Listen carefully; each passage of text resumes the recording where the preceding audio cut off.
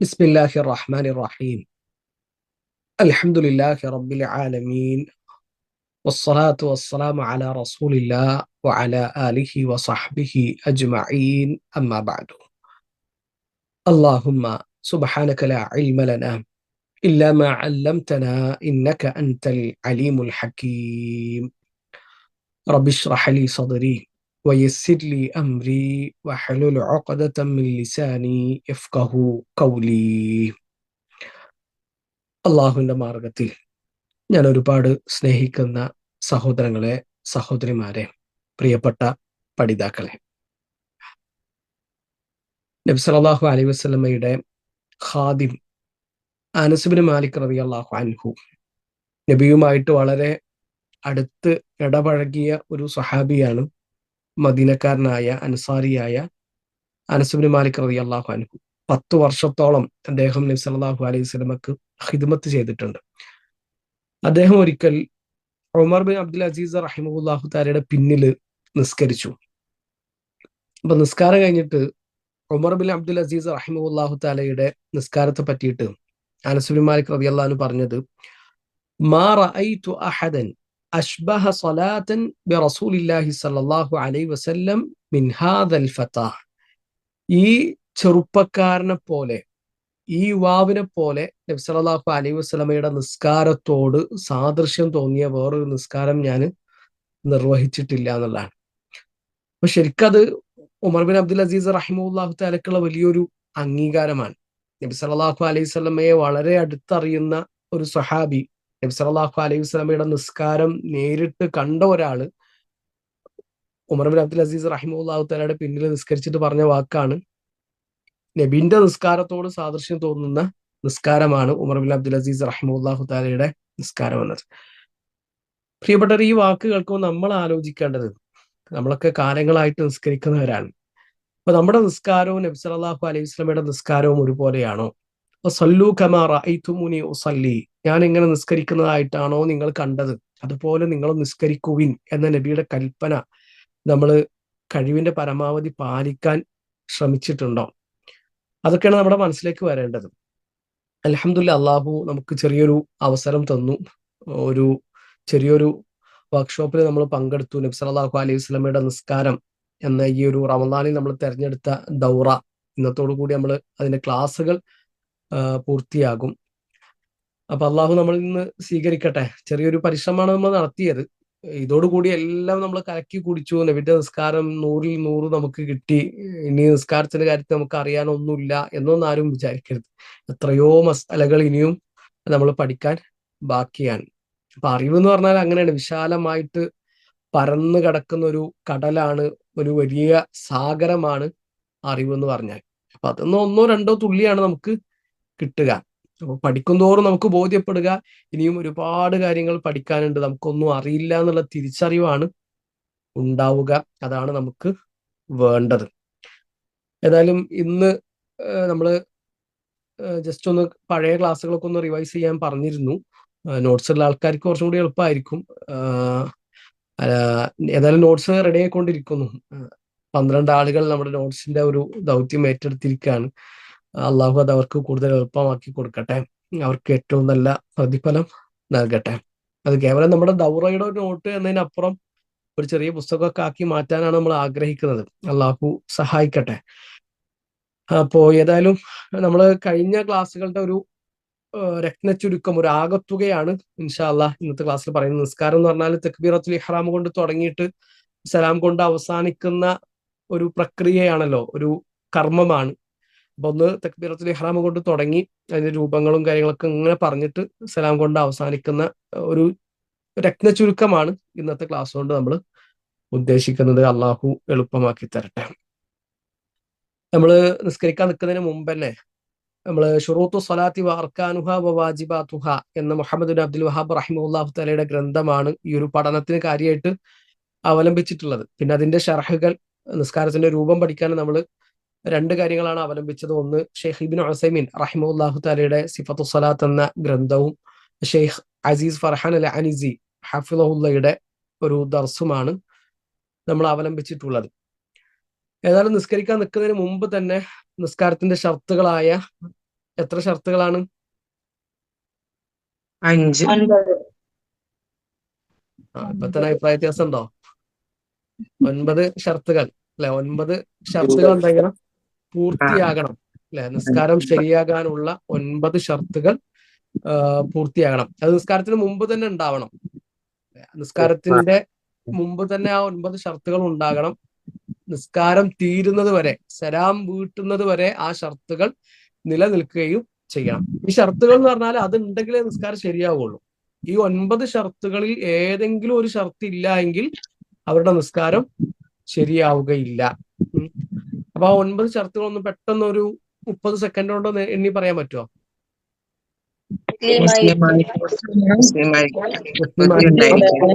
ബുദ്ധി ഉണ്ടായിരിക്കണം,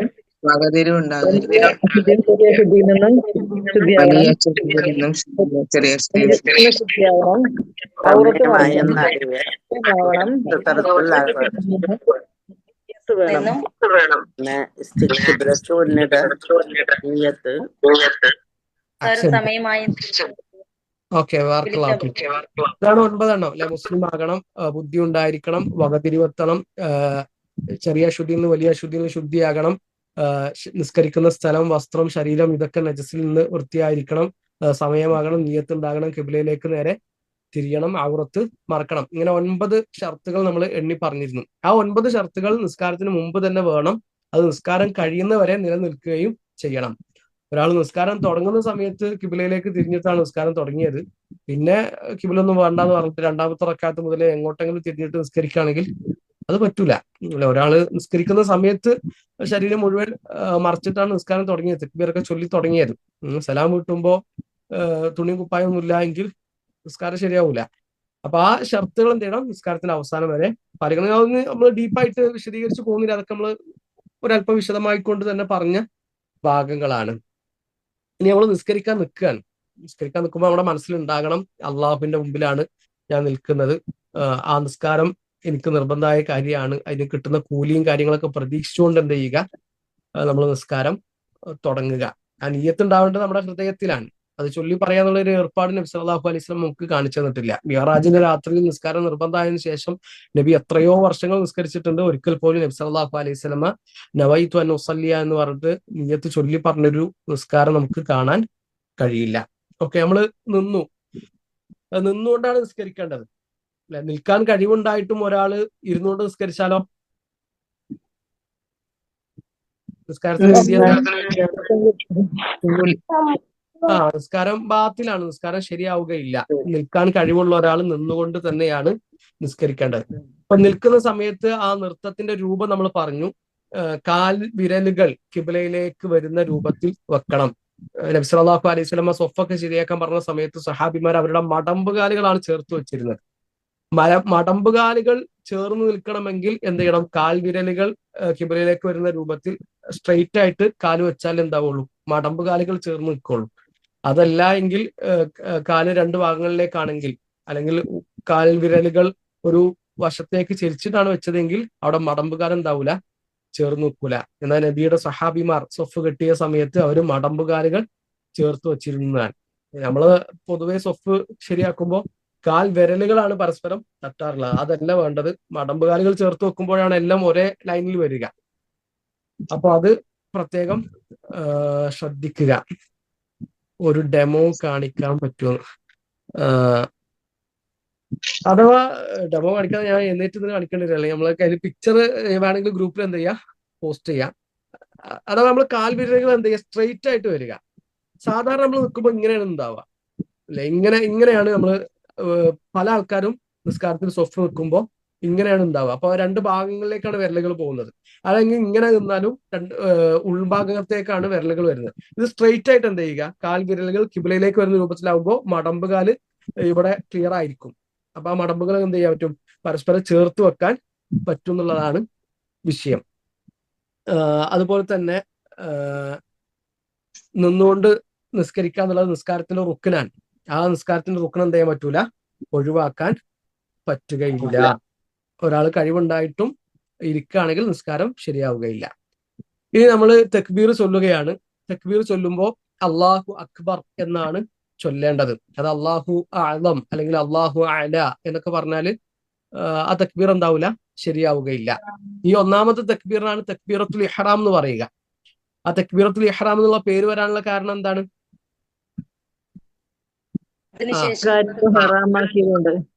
ആ അതുവരെ ചെയ്തിരുന്ന പല കാര്യങ്ങളും ആ തക്ബീറത്തുൽ ഇഹ്റാമോട് കൂടി എന്താവുകയാണ്, ഹറാമാവുകയാണ്. നിസ്കാരം തുടങ്ങുന്നതിന് മുമ്പ് നമുക്ക് വേറൊരാളോട് സംസാരിക്കാം, വിശേഷങ്ങൾ ചോദിക്കാം, നമുക്ക് ഭക്ഷണം കഴിക്കാം, വെള്ളം കുടിക്കാം. എന്നാൽ അള്ളാഹു അക്ബർ എന്ന് പറഞ്ഞ് തക്ബീർ ചൊല്ലുന്നതോടുകൂടി അതൊക്കെ ഹറാമായി. ആ ചൊല്ലലാണ് തക്ബീറത്തുൽ ഇഹ്റാം, കൈകെട്ടലല്ല. കൈകെട്ടൽ വേറെയാണ്.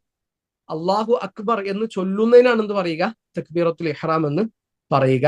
ഞാൻ അള്ളാഹു അക്ബർ എന്ന് പറഞ്ഞിട്ട് നമ്മൾ കൈകൾ ഉയർത്തി കൈകൾ നെഞ്ചത്ത് വെക്കുന്നു, അല്ലെ നെഞ്ചിൽ വെക്കുക എന്നുള്ളതാണ് ആ വിഷയത്തിൽ വന്ന ഹദീസുകളിൽ ഏറ്റവും സ്വീകാര്യോഗ്യമായിട്ടുള്ള അല്ലെങ്കിൽ ഏറ്റവും പ്രബലമായിട്ടുള്ള അഭിപ്രായം നമ്മൾ പറഞ്ഞു.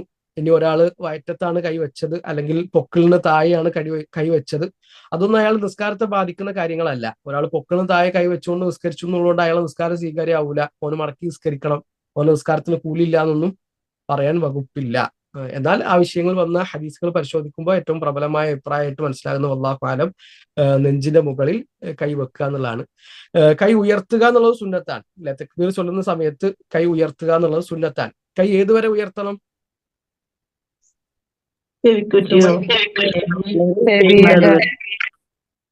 രണ്ട് രൂപങ്ങൾ നമ്മൾ പറഞ്ഞിരുന്നു. ഒന്നുകിൽ ചെവിയുടെ നേരെ, അല്ലെ ചെവിയുടെ നേരെ അല്ലെങ്കിൽ ചെവിക്കുറ്റിയുടെ നേരെ. ഇതാണ് ഒന്നാമത്തേത്. ചെവിയുടെ നേരെ നമ്മൾ എന്ത് ചെയ്യുന്നു, കൈ ഉയർത്തുന്നു, അല്ലെങ്കിൽ ചെവിക്കുറ്റി വരെ ഉയർത്തുന്നു. അതല്ലെങ്കിൽ രണ്ടാമത്തെ രൂപം ഷോൾഡർ വരെ നമ്മൾ ഉയർത്തുന്നു എന്നുള്ളതാണ്. ഉയർത്തുമ്പോൾ നമ്മുടെ കൈവിരലുകൾ ചേർത്ത് പിടിക്കുക, അകറ്റിയിട്ടല്ല പിടിക്കേണ്ടത്. കൈവിരലുകൾ ചേർത്ത് പിടിക്കുക. ചേർത്ത് പിടിക്കാൻ ചുരുട്ടി പിടിക്കേണ്ട ആവശ്യമില്ല, കൈപ്പത്തി പരത്തിയിട്ടാണ് പിടിക്കേണ്ടത്. അതുപോലെ തന്നെ കൈപ്പത്തിയുടെ പള്ളഭാഗം, ഉൾഭാഗം അത് കിബിലയിലേക്ക് വരുന്ന രൂപത്തിലാണ്. ഇങ്ങനെ ചെരിച്ചിട്ടല്ല എന്ത് ചെയ്യേണ്ടത്, അള്ളാഹു അക്ബർ എന്ന് പറഞ്ഞ് ചെരിച്ചിട്ടല്ല തക്ബീർ ചൊല്ലുമ്പോൾ കൈകൾ ഉയർത്തേണ്ടത്. അപ്പോൾ തന്നെ കൈകൾ ഉയർത്തുമ്പോൾ വരുന്ന വേറൊരു മിസ്റ്റേക്കാണ്, ചില ആൾക്കാർ എന്ത് ചെയ്യും, ചെവിയിൽ തട്ടിക്കും, തള്ളവിരൽ ചെവിയിൽ തട്ടിക്കും, അല്ലെങ്കിൽ കൈ ചെവിയിൽ തട്ടിക്കും. അത് തട്ടിക്കാൻ പാടില്ല. പാടില്ലാതെ അങ്ങനത്തെ ഒരു രീതി എന്ത് ചെയ്തിട്ടില്ല, നബി സല്ലല്ലാഹു അലൈഹി വസല്ലം നമുക്ക് കാണിച്ചു തന്നിട്ടില്ല. അപ്പോൾ ചുമലിന് നേരെ അല്ലെങ്കിൽ ചെവിക്ക് നേരെ ഈ ഒരു ഉയരത്തിലാണ് എന്ത് ചെയ്യേണ്ടത്, നമ്മൾ കൈകൾ ഉയർത്തേണ്ടത്. പിന്നെ കൈ വെക്കുന്ന രൂപം, അതിൽ 3 രൂപങ്ങൾ നബി സല്ലല്ലാഹു അലൈഹി വസല്ലമയിൽ നിന്ന് സ്ഥിരപ്പെട്ട് നമ്മൾ പറഞ്ഞു. ഒന്ന്, വലത് കൈപ്പത്തി ഇടത് കൈപ്പത്തിയുടെ മുകളിലായിട്ടാണ് വരേണ്ടത്. അപ്പോ ഒന്ന് കൈപ്പത്തികൾ പരസ്പരം മുകളിൽ വരുന്ന നിലക്ക് വലത് കൈപ്പത്തി ഇടത് കൈപ്പത്തിയുടെ മുകളിലായിട്ട് നമ്മൾ വെക്കുന്നു. ഇതാണ് ഒരു രൂപം. അങ്ങനെ നെഞ്ചിന്റെ മുകളിൽ എന്ത് ചെയ്തു, നമ്മളത് വെച്ചു.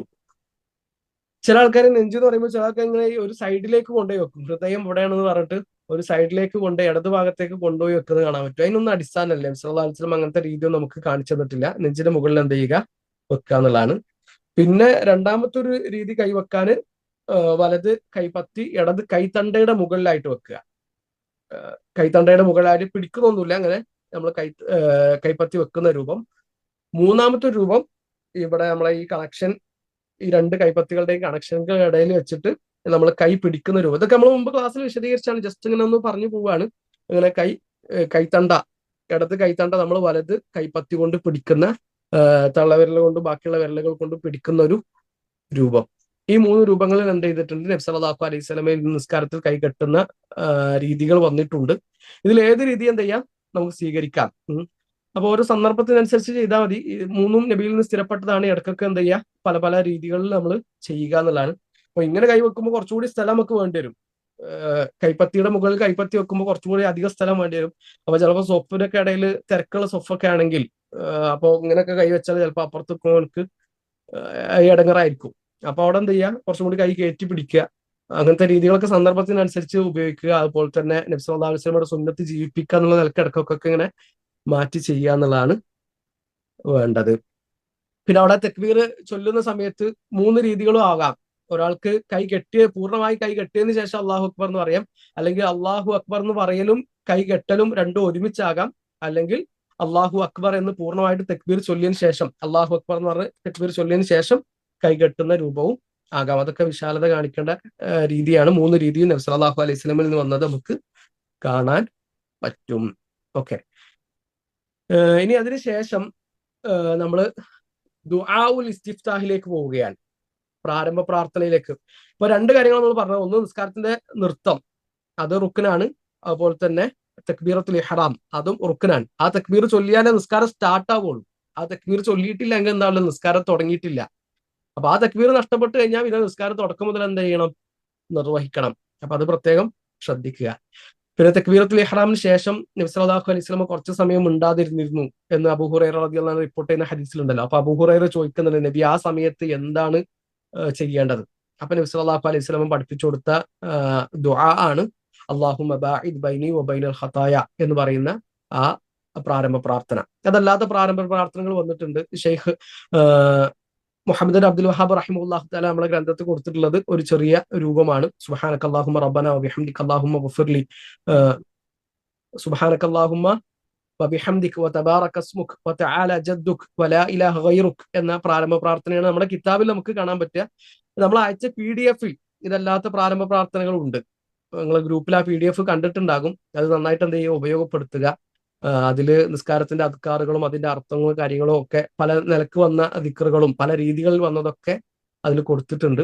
അപ്പോൾ അതൊക്കെ ഉപയോഗപ്പെടുത്തിയിട്ട് എന്ത് ചെയ്യുക, ദുആവും കാര്യങ്ങളൊക്കെ അവിടെ നിങ്ങൾ കാര്യമായിട്ട് ശ്രദ്ധിക്കുക. എല്ലാം നമുക്ക് നമ്മളെ ക്ലാസ്സിൽ പറഞ്ഞു പോകാനുള്ള സമയം ഉണ്ടാവില്ല എന്നുള്ളതാണ്. അപ്പൊ ഈ ഇടയ്ക്കൊക്കെ എന്ത് ചെയ്യുക, വേറെ വേറെ പ്രാരംഭ പ്രാർത്ഥനകൾ ചെല്ലുക. ഒന്നത് നബി സല്ലല്ലാഹു അലൈഹി വസല്ലമയുടെ സുന്നത്ത് ഫോളോ ചെയ്യലാണ്, സുന്നത്തിനെ ജീവിപ്പിക്കലാണ്. ഒറ്റ നിസ്കാരത്തിൽ തന്നെ രണ്ടെണ്ണം ചൊല്ലാതിരിക്കുക.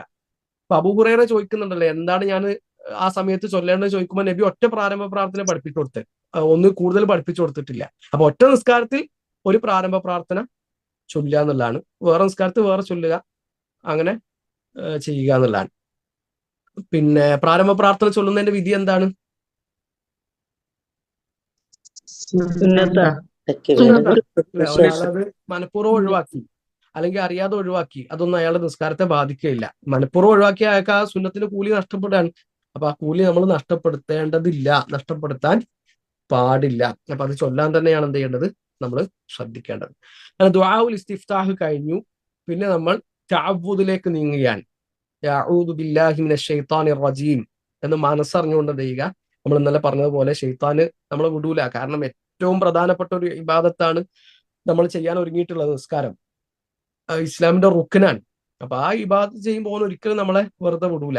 അപ്പൊ ആത്മാർത്ഥമായിക്കൊണ്ട് എന്ത് ചെയ്യുക, അള്ളാഹുവിനോട് ഇസ്തിആദ തേടുക, അള്ളാഹുവിനോട് ശൈത്താനിൽ നിന്ന് അഭയം ചോദിക്കുക. അത് ഒന്നാമത്തെ റക്അത്തിൽ മതി. എല്ലാ റക്അത്തിലും എന്ത് ചെയ്യേണ്ട ആവശ്യമില്ല, അഊദു ബില്ലാഹി മിനശ് ശൈത്താനിർ റജീം എന്ന് ചൊല്ലേണ്ട ആവശ്യമില്ല. ഒന്നാമത്തെ റക്അത്തിൽ നമ്മൾ പാരായണം തുടങ്ങുന്നതിന് മുമ്പ് അഊദു ചൊല്ലുക എന്നുള്ളത് സുന്നത്താണ്. നബി സല്ലല്ലാഹു അലൈഹി വസല്ലം അങ്ങനെ ചൊല്ലിയത് നമുക്ക് കാണാൻ പറ്റും. ശേഷം ബസ്മല. എന്താ ബസ്മല എന്ന് പറഞ്ഞാൽ?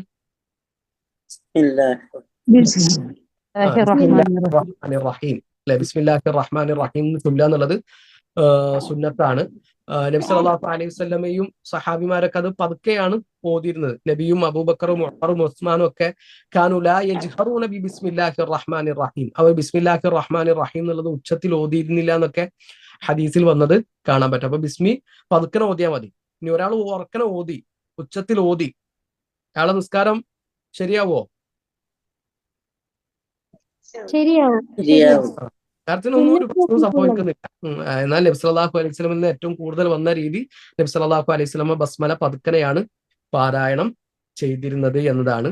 അപ്പൊ ബിസ്മില്ലാഹിർ റഹ്മാനിർ റഹീം എന്ന് ഫാത്തിഹയ്ക്ക് മുമ്പ് ചൊല്ലുക എന്നുള്ളത് സുന്നത്താണ്. ഇനി ശേഷം നമ്മൾ ഫാത്തിഹ ഓതി തുടങ്ങുക. അൽഹംദുലില്ലാഹി റബ്ബിൽ ആലമീൻ എന്ന് പറഞ്ഞിട്ട് 7 ആയത്തുകൾ, സൂറത്തുൽ ഫാത്തിഹയിലെ 7 ആയത്തുകൾ നമ്മൾ പാരായണം ചെയ്യുന്നു. അത് നിസ്കാരത്തിന്റെ റുക്നാണ്. എല്ലാ റക്അത്തിലും നമ്മൾ എന്ത് ചെയ്യണം, സൂറത്തുൽ ഫാത്തിഹ ഓതണം. അത് ഇമാമും ഓതണം, മഅ്മൂമും ഓതണം, അതുപോലെ തന്നെ മുൻഫരിദ്. ആരാ മുൻഫരിദ് എന്ന് പറഞ്ഞാൽ? നിസ്കരിക്കുന്ന ഇവർ 3 ആൾക്കാർ എന്ത് ചെയ്യണം, സൂറത്തുൽ ഫാത്തിഹ ഓതണം. മഅ്മൂമും ഓതണോ വേണ്ടേ എന്നുള്ളതിൽ അഭിപ്രായ വ്യത്യാസം ഉണ്ട്, നമ്മൾ പറഞ്ഞു. അതിൽ നമ്മൾ പ്രബലമായി കണ്ട അഭിപ്രായം മഅ്മൂമും പാരായണം ചെയ്യണം എന്നതാണ്. അപ്പൊ സൂറത്തുൽ ഫാത്തിഹ 2 സമയത്ത് മഅ്മൂമിന് ഒഴിവായി പോകും. 2 സമയത്ത് സൂറത്തുൽ ഫാത്തിഹ ഓതിയിട്ടില്ലെങ്കിൽ പ്രശ്നമില്ല. ഒന്നേതാണ്?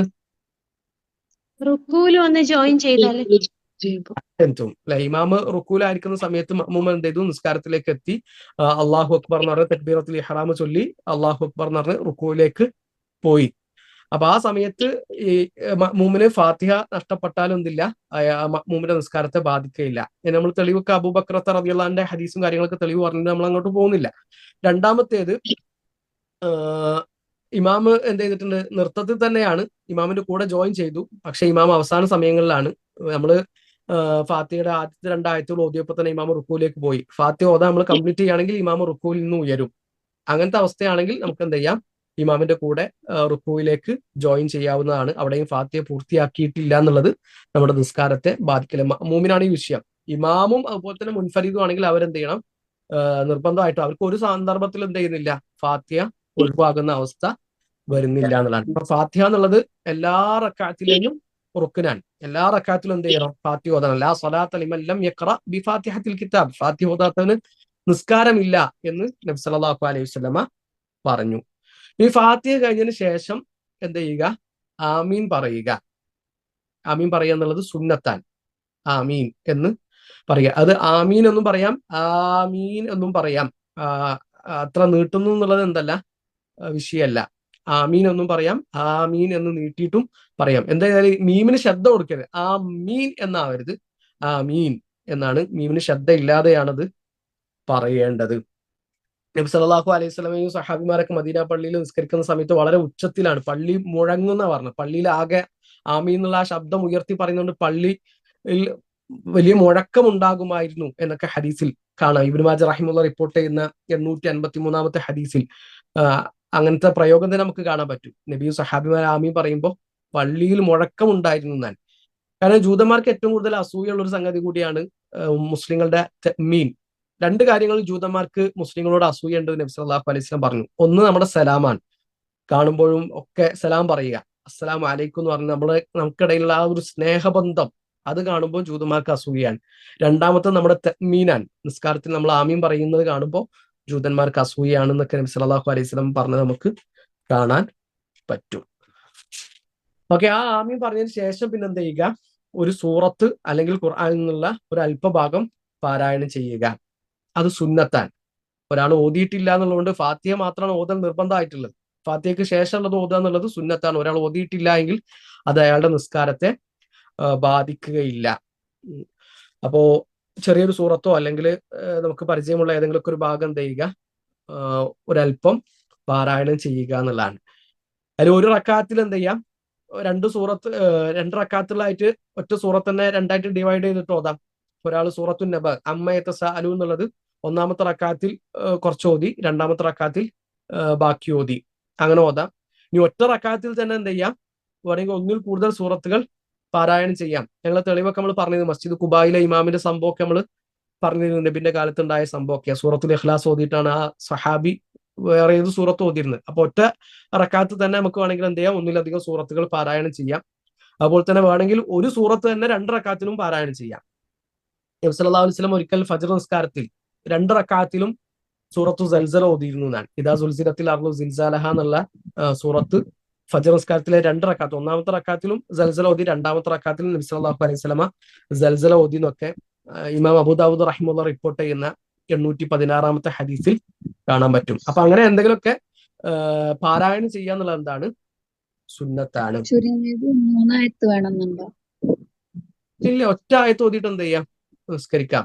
ഇപ്പൊ ഫജറിന് മുമ്പുള്ള സുന്നത്ത് നിസ്കാരത്തിന് നബി സല്ലല്ലാഹു അലൈഹി വസല്ലമയുടെ ഒരു സുന്നത്താണ് കാഫിറൂൻ, അതുപോലെ തന്നെ ഇഖ്ലാസ് ഓതുക എന്നുള്ളത്. അതുപോലെ തന്നെ നബി സല്ലല്ലാഹു അലൈഹി വസല്ലമയിൽ നിന്ന് ഫജറിന് മുമ്പുള്ള നിസ്കാരത്തിൽ വേറെ സുന്നത്ത് വന്നിട്ടുണ്ട്. സൂറത്തുൽ ബഖറയിലെ ഖുലു ആമന്ന ബില്ലാഹി വമാ ഉൻസില ഇലൈനാ വമാ ഉൻസില ഇലാ ഇബ്രാഹിമ വഇസ്മാഈല എന്ന് തുടങ്ങുന്ന ആയത്തും ഖുൽ തആല വത്ലു മാ ഖുൽ തആല യാ ഖുൽ യാ അഹ്ലൽ കിതാബ് തആലു ഇലാ കലിമത്തിൻ സവാഇൻ ബൈനനാ വബൈനക്കും എന്ന ആയത്ത് രണ്ടാമത്തെ റക്അത്തിൽ നബി സല്ലല്ലാഹു അലൈഹി വസല്ലം ഓതിയിരുന്നത് കാണാം.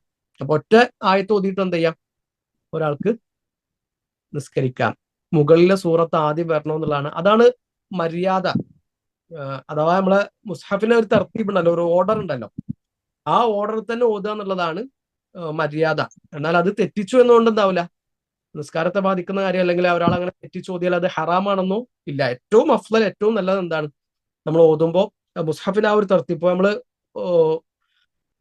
ഫജർ നിസ്കരിക്കുമ്പോൾ സൂറത്തു തീനും അതുപോലെ തന്നെ സൂറത്തുൽ ഖദ്റും ആണ് ഓതാൻ ഉദ്ദേശിക്കുന്നതെങ്കിൽ ആദ്യം വരുന്നത് സൂറത്തു തീനാൻ. അപ്പൊ ഒന്നാമത്തെ റക്കാത്തിൽ സൂറത്തു തീൻ ഓതുക, വത്തീൻ വസ്സൈത്തൂൻ ഓതുക. രണ്ടാമത്തെ റക്കാത്തിൽ ഇന്നാ അൻസൽനാഹു ഫീ ലൈലത്തിൽ ഖദ്ർ ഓതുക. ആ ഒരു തർത്തീബ് പാലിക്കലാണ് ഏറ്റവും അഫ്ളൽ. ആ തർത്തീബ് തെറ്റിച്ചു എന്നുകൊണ്ട് അയാൾ കുറ്റക്കാരനാണെങ്കിൽ അയാൾ ഹറാം ചെയ്തു, തെറ്റ് ചെയ്തു എന്ന് പറയാൻ പറ്റില്ല. അല്ലാഹു അലം. ഇനി ഇതോടുകൂടി നമ്മുടെ ഖിയാമ് തീരും. ആ പിന്നെ നമ്മള് ഫാത്തിഹ ഓതുന്നതിനെ പറ്റി പറഞ്ഞില്ലേ? ആ ആ ആ. അപ്പൊ ഇമാമ് ഇപ്പൊ രണ്ടാമത്തെ റക്കാത്തിലാന്ന് വിചാരിച്ചോ, ഇമാമ് കുറച്ച് ഫാസ്റ്റ് ആയിട്ട് ഓതുന്ന ഒരാളാണെങ്കിൽ ഇമാമ് ഫാത്തിഹ ഓതി കഴിഞ്ഞിട്ട് കുറച്ചൊന്ന് പിന്തിക്കല് സുന്നത്താണല്ലോ. അതെ, അപ്പൊ കുറച്ച് മഅ്മൂമിന് ഓതി തീരുന്നതിന്റെ മുമ്പേ തന്നെ ഇമാമ് റുക്കൂയിലേക്ക് പോയി. അപ്പൊ ആ ഒരു കേസിൽ ഫസ്റ്റ് മാത്രാണോ ഫാത്തിഹ ഇമാം ഏറ്റെടുക്കുക മഅ്മൂമിന്റെ ബാക്കി? ആ ഒരു കേസിൽ മാത്രമല്ല.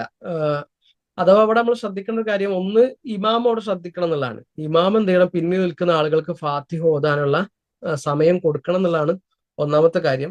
രണ്ടാമത്തെ ഒരു കാര്യം, നമുക്ക് അവസാനത്തെ ഒന്നോ രണ്ടോ ആയത്തുകളാണ് പൂർത്തിയാക്കാനുള്ളെങ്കിൽ ഇമാമ് റുക്കൂയിൽ നിന്ന് മുതുക് നിവർത്തുന്നതിന് മുമ്പ് റുക്കൂയിലേക്ക് എത്തിയ ഒരാൾക്ക് എന്ത് ചെയ്യും, ആ റുക്കൂ കിട്ടും. അപ്പൊ പെട്ടെന്ന് എന്ത് ചെയ്യുക, ആ ആയത്തുകളൊന്ന് പൂർത്തിയാക്കിയിട്ട് ഇമാമിന്റെ കൂടെ റുക്കൂയിലേക്ക് പോവുക. നിസ്കാരം കഴിയുമ്പോൾ ആ ഇമാമിനോട് പറയുക, നമുക്ക് സമയം കിട്ടുന്നില്ല ഫാത്തിഹ ഓതാൻ, അപ്പോ എന്ത് ചെയ്യണം, കുറച്ചും കൂടി ഒക്കെ ഒന്ന് സമയം തരണം എന്നുള്ളത് ആ ഇമാമിനോട് നസീഹത്തോടു കൂടി പറയുകയും ചെയ്യുക എന്നുള്ളതാണ്. ഓക്കെ. അപ്പോ പക്ഷേങ്കില് അതപ്പോ നമുക്ക് പൂർത്തീകരിക്കാൻ പറ്റുന്നില്ലെങ്കിൽ ആ ഒരു സമയത്ത് എന്താ ചെയ്യേണ്ടത് ശരിക്കും? ഇമാമ് ഇത്തിദാലിലേക്ക് പോകുന്നതിന് മുമ്പേ ഫാത്തിഹ പൂർത്തിയാക്കാതെ റുക്കൂ ചെയ്യുകയാണോ ചെയ്യേണ്ടത്, അല്ലെങ്കിൽ പിന്നെ അത് ഓതി പൂർത്തിയാക്കിയിട്ട് അങ്ങനെയാണോ? ഇമാമ റുക്കൂയിൽ നിന്ന് ഉയരുന്നതിന് മുമ്പ് പൂർത്തിയാക്കാൻ കഴിയും, നിങ്ങൾ എന്ത് ചെയ്യണം, അത് ഓതി പൂർത്തിയാക്കുകയാണ് ചെയ്യേണ്ടത്. അഥവാ പൂർത്തിയാക്കാൻ പറ്റാത്തൊരു കേസാണ് ഞാൻ ചോദിക്കുന്നത്. മനസ്സിലായി. ആ മസാല ഒന്ന് നോക്കിയിട്ട് എന്ത് ചെയ്യാ, ഗ്രൂപ്പിൽ അപ്ഡേറ്റ് ചെയ്യാം ഇൻഷാ അല്ലാ. ഓക്കെ. നടക്കല്ല. അപ്പൊ നമ്മള് ഖിയാമത്ത് തീർന്നു.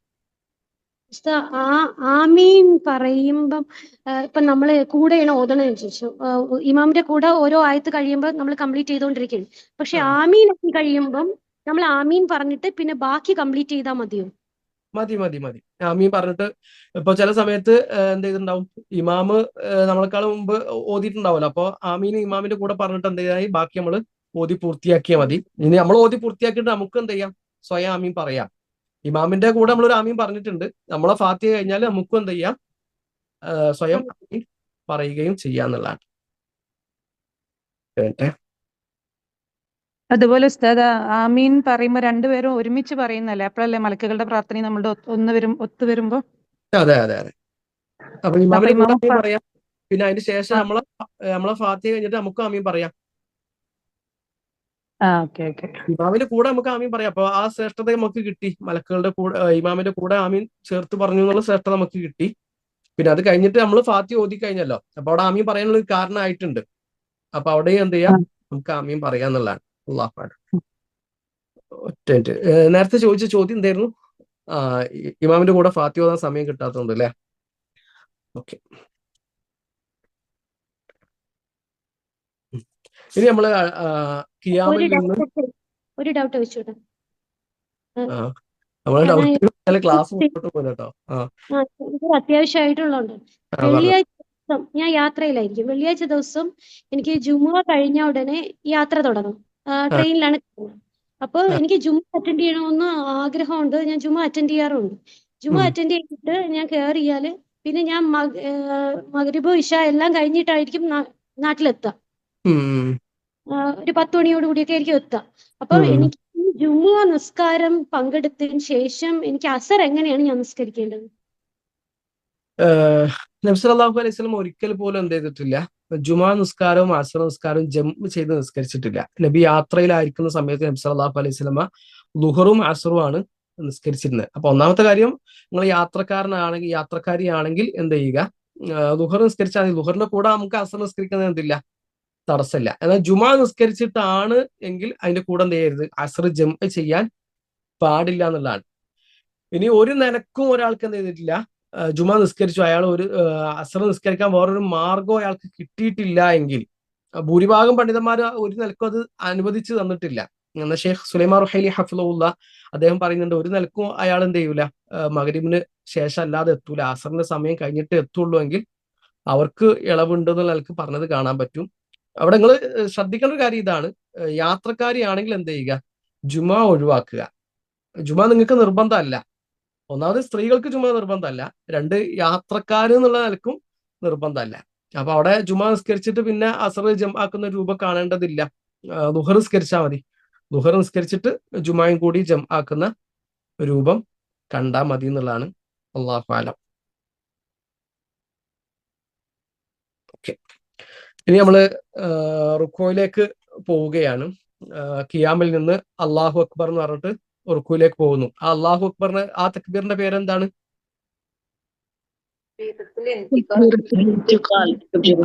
തക്ബീറത്തുൽ ഇന്തിഖാൽ. ഒരു റുക്കനിൽ നിന്ന് മറ്റൊരു റുക്കനിലേക്ക് നീങ്ങുന്ന തക്ബീറാണ്. അത് ചൊല്ലേണ്ടത് ആ റുക്കനുകൾക്ക് ഇടയിലാണ്. നമ്മൾ പറഞ്ഞാണല്ലോ, ആ റുക്കനുകൾക്ക് ഇടയിലാണ് എന്ത് ചെയ്യേണ്ടത്, പൂർണ്ണമായിട്ട് നിന്നുകൊണ്ട് തക്ബീർ ചൊല്ലിയിട്ട് റുക്കൂലേക്ക് പോലല്ല, പൂർണ്ണമായിട്ട് റുക്കൂൽ എത്തിയതിനു ശേഷം തക്ബീർ ചൊല്ലലുമല്ല. നമ്മൾ റുക്കൂലേക്ക് അങ്ങോട്ട് ചെരിഞ്ഞു പോകുന്ന സമയത്ത് എന്ത് ചെയ്യുക, അല്ലാഹു അക്ബർ എന്ന് പറഞ്ഞിട്ട് തക്ബീർ ചൊല്ലുക. അതുപോലെ തന്നെ ആ സമയത്ത് കൈകൾ ഉയർത്തൽ സുന്നത്താണ്. നേരത്തെ നമ്മൾ തക്ബീറത്തുൽ ഇഹ്റാമിന്റെ സമയത്ത് പറഞ്ഞ പോലെ തന്നെ ചുമലിന് നേരെ അല്ലെങ്കിൽ ചെവിക്ക് നേരെ എന്ത് ചെയ്യുക, കൈകൾ ഉയർത്തുക, കൈപ്പത്തി ഖിബലയിലേക്ക് വരും. തക്ബീറത്തുൽ ഇഹ്റാമിന്റെ സമയത്ത് നമ്മൾ പറഞ്ഞ അതേ രൂപത്തിൽ എന്ത് ചെയ്യുക, കൈകൾ ഉയർത്തി റുക്കൂയിലേക്ക് പോവുക എന്നുള്ളതാണ്. ഈ റുക്കൂ ചെയ്യുന്ന സമയത്ത് നമ്മൾ ശ്രദ്ധിക്കേണ്ട കാര്യങ്ങൾ, ഒന്ന്, നമ്മുടെ മുതുക് വളയാൻ പാടില്ല. മുതുക് നേരെ നിൽക്കുക. മുതുകിന്റെ നേരെ തല വരുന്ന രൂപമാണ് കാണേണ്ടത്. തല ഉയർത്തുകയോ അല്ലെങ്കിൽ തല പറ്റ താഴ്ത്തുകയോ ചെയ്യരുത്. ചിലര് ആയോന്നോ ഉള്ള കൺഫ്യൂഷൻ കൊണ്ട് തല പറ്റ താഴ്ത്തി കൊണ്ടുപോകുന്നവരുണ്ട്. തല ശരിക്ക് മുതുകിന്റെ അതേ ലെവലിൽ വരാതെ നിൽക്കുന്ന രൂപമുണ്ട്. അപ്പൊ നബി സല്ലല്ലാഹു അലൈഹി വസല്ലം റുക്കൂ ചെയ്ത് കഴിഞ്ഞാൽ സ്ട്രെയിറ്റ് ആയിരുന്നു, മുതുകിന്റെ നേരെ തല വരുന്ന രൂപമാണ് ഉണ്ടാവുക. ഒരു പാത്രത്തിൽ വെള്ളം വെച്ചാല് ആ പാത്രം അവിടെ എന്ത് ചെയ്യും, ആ മുതുകത്ത് ഇങ്ങനെ നിൽക്കും, ആ പാത്രം ചെരിഞ്ഞു വീഴൂല. അപ്പൊ ആ ഒരു രീതിയിലാണ് എന്ത് ചെയ്യേണ്ടത്, നമ്മൾ റുക്കൂ ചെയ്യേണ്ടത്. ജസ്റ്റ് ഒന്ന് ആരുടെയൊക്കെ മുമ്പിൽ നിന്നിട്ടൊന്ന് റുക്കൂ ചെയ്തിട്ടൊക്കെ ഒന്ന് നോക്കുക, എന്റെ റുക്കൂ ശരിയാണോ. അപ്പൊ നോക്കേണ്ടത് എങ്ങോട്ടാണ്? സുജൂദിലേക്കാണോ നോട്ടം? അങ്ങനെ ആകുമ്പോ തല, അതെ, സുജൂദിലേക്ക് തന്നെയാണ് നോക്കേണ്ടത്. പക്ഷെ അങ്ങനെ വരുമ്പോ തല എപ്പോഴും ഒരു വ്യത്യാസം വരും, ആ സ്ട്രൈറ്റ് 90 ഡിഗ്രി വരുന്നില്ല. ചെറിയൊരു മാറ്റമൊക്കെ ഉണ്ടാവും, നമ്മള് സ്കെയിലല്ലല്ലോ, ചെറിയൊരു മാറ്റം ഉണ്ടാവും. പിന്നെ എന്താ വെച്ചാല് അങ്ങനത്തെ ഒരു പ്രശ്നം വരുന്നുണ്ട് തോന്നുന്നു. പറ്റ തല ഉയരുന്ന ഒരു രൂപം സുജൂദിന്റെയും നമ്മുടെ കാല് വെച്ചതിന്റെയും മിഡിലായിട്ട് അങ്ങനെ കേട്ട പോലെയാണ്. അങ്ങനെയാണോ? ഇല്ല ഇല്ല, കാലുമായിട്ട് കാലിലേക്ക് നോക്കുന്ന ഒരു സന്ദർഭവും നിസ്കാരത്തിലില്ല. അല്ല, ഇൻ ബിറ്റ്വീൻ ദം, സുജൂദിന്റെയോ അല്ല നമ്മുടെ കാലിന്റെയോ അല്ല, അതിന്റെ നടുക്കായിട്ട് നോക്കും, അങ്ങനെയാണോ? അല്ല, മൗദിഉ സുജൂദ് എന്നുള്ള തന്നെയാണ് വന്നിട്ടുള്ളത്. സുജൂദിന്റെ സ്ഥാനത്തേക്ക് തന്നെ നോക്കുക എന്നുള്ളതാണ്. അതായത് നിസ്കാരത്തിൽ ഉടനീളം നമ്മൾ നോക്കേണ്ടത് സുജൂദിന്റെ സ്ഥാനത്തേക്കാണ്. അത് നമ്മൾ മുകളിലേക്ക് നോക്കരുത്, വലത്തോട്ടോ ഇടത്തോട്ടോ ഒന്നും നോക്കരുത്. മുകളിലേക്കൊക്കെ നോക്കുന്നത് ശക്തമായ ഭാഷയിൽ നബി സല്ലല്ലാഹു അലൈഹി വസല്ലം എതിർത്ത് കാണാൻ പറ്റും. അപ്പൊ നമ്മൾ മസ്ജിദുൽ ഹറാമിൽ വെച്ച് നിസ്കരിക്കുകയാണെങ്കിലും കഅബയിലേക്കല്ല നോക്കേണ്ടത്. ഷെയ്ഖ് ഇബ്നു ഉസൈമീൻ റഹിമഹുല്ലാഹു തആല പറയുന്നുണ്ട്, അവര് സുജൂദിന്റെ സ്ഥാനത്തേക്ക് തന്നെയാണ് നോക്കേണ്ടത്. കഅബയിലേക്ക് നോക്കുക എന്നുള്ളത് ഒരു ഇബാദത്തൊന്നല്ല. ഒരാൾ കഅബ കണ്ണുകൊണ്ട് നോക്കുക എന്നുള്ളത് ഇബാദത്തല്ല. നിസ്കാരത്തിൽ അങ്ങനെ നോക്കാൻ പഠിപ്പിക്കപ്പെട്ടിട്ടും ഇല്ല. അപ്പൊ ഒരു സുജൂദിന്റെ സ്ഥാനത്തേക്ക് തന്നെയാണ് നോക്കേണ്ടത്. കണ്ണുയർത്തിയാൽ മതി, തല ഉയർത്തേണ്ടതില്ല. തല ഒരു ലെവൽ വന്നിട്ട് കണ്ണ് സുജൂദിന്റെ സ്ഥാനത്തേക്ക് ആക്കിയാൽ മതിയാവുന്നതാണ്. നമ്മളൊക്കെ ഇപ്പൊ അങ്ങനെയാണ് ചെയ്യാറുള്ളത്. ഉസ്താദെ, ഹറമിലെ ഇമാമന്മാര് ഖുർആൻ ഓതുമ്പോ കണ്ണടച്ചിട്ടോ അല്ലെങ്കിൽ നേരെ നോക്കിയിട്ടോ ഒക്കെ ഓതുന്ന കാണലുണ്ട് നിസ്കാരത്തില്. അതെന്താ, അതിന്റെ വിധി എന്താ? അങ്ങനെ ഒരു അഭിപ്രായം വന്ന് കാണാൻ പറ്റും. നേരെ നോക്കിയിട്ട് ഓതുക എന്നുള്ള നിലക്ക് ഉള്ള രൂപം വന്നതും കാണാൻ പറ്റും. അല്ലാഹു അല, കുറച്ചും കൂടി സൂക്ഷ്മമായ രൂപം എന്നുള്ളത് സുജൂദിന്റെ സ്ഥാനത്തേക്ക് നോക്കുക എന്നുള്ളത് തന്നെയാണ്. അല്ലാഹു അല. ഒരു സംശയം ഉണ്ടായിരുന്നു. നമ്മള് തശഹുദില് വിരലടക്കുന്ന സമയത്ത് വിരലിലേക്ക് നോക്കാന്ന് കേട്ടിട്ടുണ്ടായിരുന്നു. അതെ അതെ, അത് പറയാൻ വിട്ടുപോയതാണ്. നമ്മൾ തശഹുദിൽ ഇരിക്കുന്ന സമയത്ത്, ഒന്നാമത്തെ തശഹുദിൽ അപ്പോൾ തന്നെ രണ്ടാമത്തെ തശഹുദിൽ ഇരിക്കുന്ന സമയത്ത് നമ്മളെ നോട്ടം സുജൂദിന്റെ സ്ഥാനത്തേക്കല്ല, അവിടെ നമ്മൾ ചൂണ്ടുവിരലിലേക്കാണ് നോക്കേണ്ടത്. പ്രത്യേകം വന്ന കേസാണ്. അതല്ലാത്ത സമയങ്ങളിലൊക്കെ എന്ത് ചെയ്യുക, നമ്മൾ സുജൂദിന്റെ സ്ഥാനത്തേക്ക് തന്നെ നോക്കുക. അപ്പൊ തശഹുദിൽ ഇരുന്ന ഉടനെ നമ്മളെ ചൂണ്ടുവിരൽ നിവർത്തണോ, അതാ അശ്ഹദു അല്ലാ ഇലാഹ ഇല്ലല്ലാഹ് പറയുമ്പോഴാ ചൂണ്ടുവിരൽ നിവർത്തേണ്ടത്? ആ രണ്ട് എന്താ വെച്ചാൽ ഒട്ടുമിക്ക ചോദ്യങ്ങൾ നമ്മൾ ക്ലാസ്സുകളിൽ ഡീൽ ചെയ്ത് പോയ ചോദ്യങ്ങളാണ് കേട്ടോ. അതില് ഒന്നെന്താ വെച്ചാല് തുടക്കം മുതൽ ഉയർത്തുക എന്നുള്ളതാണ് ഹദീസുകളിൽ നിന്നൊക്കെ പ്രത്യക്ഷത്തിൽ നിന്ന് മനസ്സിലാകുന്ന കാര്യം. ഹദീസുകളിൽ നിന്നൊക്കെ പ്രത്യക്ഷത്തിൽ നിന്ന് മനസ്സിലാകുന്ന കാര്യം തുടക്കത്തിൽ തന്നെ നിവർത്തുക എന്നുള്ളതാണ്. ചിലര് അഷ്ഹദു അല്ലാ ഇലാഹ ഇല്ലല്ലാഹ് എന്ന് പറയുമ്പോഴാണ് ഉയർത്തേണ്ടതെന്നുള്ളത്.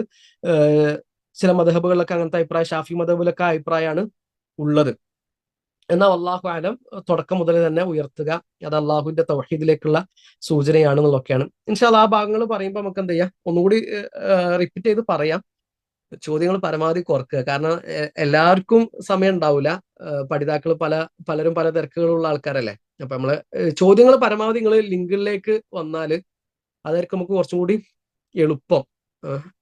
നമ്മൾ ക്വസ്റ്റ്യൻ ചോദിക്കാനുള്ള ലിങ്ക് ഉണ്ടല്ലോ, ആ ലിങ്ക് വഴി ചോദിക്കുകയാണെങ്കിൽ നമ്മൾ ഗ്രൂപ്പിൽ എന്ത് ചെയ്യാം, അങ്ങനെ അപ്ഡേറ്റ് ചെയ്ത് പോകുന്ന രൂപം കാണുമായിരിക്കും കുറച്ചുകൂടി നന്നാവുക. നമ്മളെ സമയം പഠിതാക്കൾ പല തിരക്കുകളുണ്ട്, ഡോക്ടർമാരുണ്ട്, അല്ലാത്ത തിരക്കുകളുള്ളവരൊക്കെ ഉണ്ട്.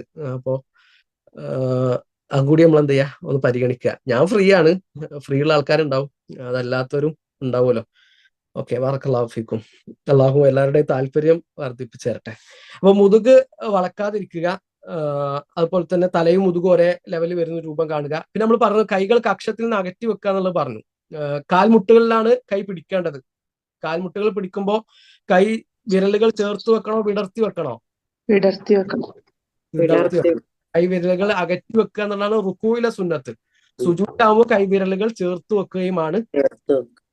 ഓക്കെ, എന്ത് ചെയ്യുക, നമ്മുടെ പാർശ്വത്തിൽ നിന്ന് അകറ്റി വെക്കുന്ന രൂപമാണ് കാണേണ്ടത്. എന്നാൽ നല്ല തിരക്കുള്ള സൊഫാണ്, അടുത്ത് നിൽക്കുന്ന ആൾക്കാരൊന്നും ഇടങ്ങറാക്കരുത്. ഇതൊക്കെ സുന്നത്താണ്. അപ്പൊ സുന്നത്തായ ഒരു കാര്യം ചെയ്യാൻ വേണ്ടിയിട്ട് എന്തെങ്കിലും അപ്പുറത്ത് ഇടങ്ങറാക്കിയിട്ട് ഹറാമ് ചെയ്യരുത്. അപ്പൊ അത് പ്രത്യേകം ശ്രദ്ധിക്കുക. അപ്പോൾ തന്നെ കിബ്ലയിലേക്ക് തന്നെയാണ് കാൽ വിരലുകൾ ആ സമയത്തും ഉണ്ടാകേണ്ടത്. അപ്പൊ ഇതൊക്കെയാണ് റുക്കൂവിൽ ശ്രദ്ധിക്കേണ്ട കാര്യങ്ങൾ. പിന്നെ റുക്കൂവിലെ പ്രാർത്ഥന അത് വാജിബാണ്. സുബ്ഹാന റബ്ബിയൽ അദീം അല്ലെങ്കിൽ സുബ്ഹാനക അല്ലാഹുമ്മ റബ്ബനാ വബിഹംദിക അല്ലാഹുമ്മ ഗഫിർലി സുബ്ഹാൻ ഖുദ്ദൂസ് റബ്ബുൽ മലായികത്തി വറൂഹ്, ഇങ്ങനെയുള്ള പ്രാർത്ഥനകൾ സ്ഥിരപ്പെട്ട് വന്നിട്ടുണ്ടല്ലോ. പ്രാർത്ഥനകളൊക്കെ നിങ്ങൾ വിശദമായിട്ട് എന്ത് ചെയ്യുക, PDF നോക്കുക. ഒരു തവണ ചൊല്ലുക എന്നുള്ളതാണ് വാജിബ്. ഒന്നിൽ കൂടുതൽ ചൊല്ലുക എന്നുള്ളത് സുന്നത്താണ്. നമ്മൾ കുറച്ച് സ്പീഡിൽ പോവുകയാണ്. പിന്നെ റുക്കൂയിൽ നിന്ന് നമ്മൾ പിന്നെ എന്ത് ചെയ്യുന്നു, തല ഉയർത്തുന്നു. തല ഉയർത്തുമ്പോൾ ഉയർത്തുന്ന സമയത്ത് ഇമാം എന്ത് പറയണം?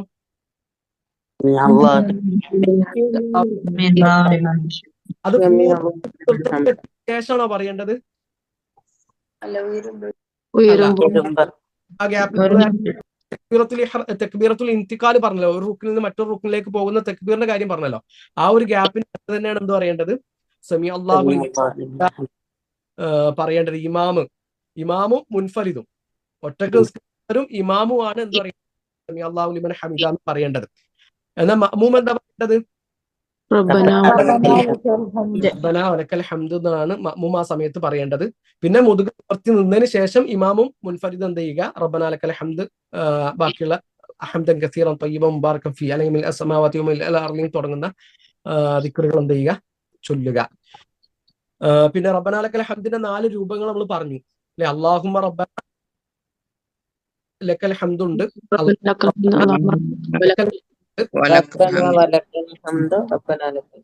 റബ്ബന വലക്കൽ ഹംദുണ്ട്. ഇങ്ങനെ 4 രൂപങ്ങൾ നമ്മൾ പറഞ്ഞിട്ടുണ്ട്. ഇൻഷാ അല്ലാഹ് നോട്ട്സ് കിട്ടുമ്പോൾ കുറച്ചും കൂടി നിങ്ങൾക്ക് വായിക്കാൻ കഴിയുമെന്ന് വിചാരിക്കുന്നു. നമ്മളെ ക്ലാസ്സുകളും നമ്മുടെ പഠിതാക്കൾക്ക് തരുന്ന ഒരു രൂപം ധാരണയായിട്ടുണ്ട്. അപ്പൊ ഇൻഷാ അല്ലാഹ് ആ ക്ലാസ്സുകൾ നിങ്ങൾക്ക് ഒന്ന് പ്രതീക്ഷിക്കാം ഇൻഷാ അല്ലാഹ്. അപ്പൊ അത് കേൾക്കുമ്പോൾ ഈ ഭാഗങ്ങളൊക്കെ ഒന്നുകൂടി റിവൈസ് ചെയ്യാനും പരീക്ഷയ്ക്ക് ഒരുങ്ങാനും ഇനി പഠിച്ച കാര്യങ്ങൾ വീണ്ടും ഓർമ്മയിൽ കൊണ്ടുവരാനൊക്കെ നമുക്ക് കഴിയും. അങ്ങനെ ശരിക്കും എന്ത് ചെയ്യുക, നടു നിവർത്തി നിൽക്കുക. അത് എല്ലാ റുക്കിനും നമ്മൾ ശ്രദ്ധിക്കേണ്ട കാര്യമാണ്. ഒരു അടക്കവും ഒതുക്കവും ഉണ്ടാവണം. നമ്മുടെ എല്ലാ അവയവങ്ങളും ഒന്ന് അടങ്ങി ഒതുങ്ങി നിൽക്കുന്ന ഒരു സമയം, ഒരു ഗ്യാപ്പ് അവിടെ കിട്ടണം എന്നുള്ളതാണ്. പിന്നെ ഈ എത്തിദാലിൽ കൈ വെക്കുന്ന നമ്മൾ പറഞ്ഞു, കൈ താഴ്ത്തിയിടുകയും ഒരാൾക്ക് കൈ കെട്ടുകയും ചെയ്യാം. 2 രൂപത്തിൽ പണ്ഡിതന്മാർക്കിടയിൽ അഭിപ്രായ വ്യത്യാസങ്ങളുണ്ട്. 2 കൂട്ടർക്കും അവരുടേതായ തെളിവുകളും കാര്യങ്ങളൊക്കെ ഉണ്ട്. രണ്ടായാലും ഒരാൾ സമി അല്ലാഹു ലിമൻ ഹമിദ കൈ കെട്ടി, ഒരാൾ കൈ താഴ്ത്തിയിട്ടു, രണ്ടാണെങ്കിൽ അയാൾ നിസ്കാരത്തെ ബാധിക്കുന്ന ഒരു വിഷയമല്ലാതെ. പിന്നെ നമ്മൾ സുജൂദിലേക്ക് പോവുകയാണ്. സുജൂദിലേക്ക് പോകുമ്പോൾ ആദ്യം കൈ കുത്തണോ കാല് കുത്തണോ, കാൽമുട്ട് കുത്തണോ, അഭിപ്രായ വ്യത്യാസങ്ങളുണ്ട്. രണ്ടാണെങ്കിലും പ്രശ്നമല്ല. 2 കുത്തിയാലും നിസ്കാരം സഹീഹാണ്. അതിൽ ഏറ്റവും അഫ്ദൽ ഏതാണ്, ഏറ്റവും ശ്രേഷ്ഠമായ രൂപം ഏതാണെന്നുള്ളതിനാണ് പണ്ഡിതന്മാർക്കിടയിൽ അഭിപ്രായ വ്യത്യാസം ഉള്ളത്. അത് നേരത്തെ പറഞ്ഞ പോലെ നല്ല ശക്തമായ അഭിപ്രായ വ്യത്യാസമുള്ള ഒരു മസ്അല. ഓക്കെ, ഇനി സുജൂദ് ചെയ്യുമ്പോൾ സുജൂദിന്റെ അവയവങ്ങൾ 7 അല്ലെ? 7 അവയവങ്ങൾ എന്ന് പറഞ്ഞാൽ നെറ്റിയും മൂക്കും നബി ഒന്നായിട്ടാണ് എണ്ണിയത്. പിന്നെ 2 കൈപ്പത്തികൾ, അതുപോലെ തന്നെ 2 കാൽമുട്ടുകൾ, 2 കാൽ വിരലുകളുടെ അറ്റങ്ങൾ, ഇതൊക്കെ നിലത്ത് പതിയുന്ന രൂപത്തിലാണ് എന്ത് ചെയ്യേണ്ടത്? സുജൂദ് ചെയ്യേണ്ടത്. കൈ പത്തി എന്ത് ചെയ്യണം? പതിയണം. കൈ വിരലുകൾ ഇങ്ങനെ കുത്തിയിട്ട് സുജൂദ് ചെയ്താൽ പോരാ, കൈ പത്തി പതിയണം.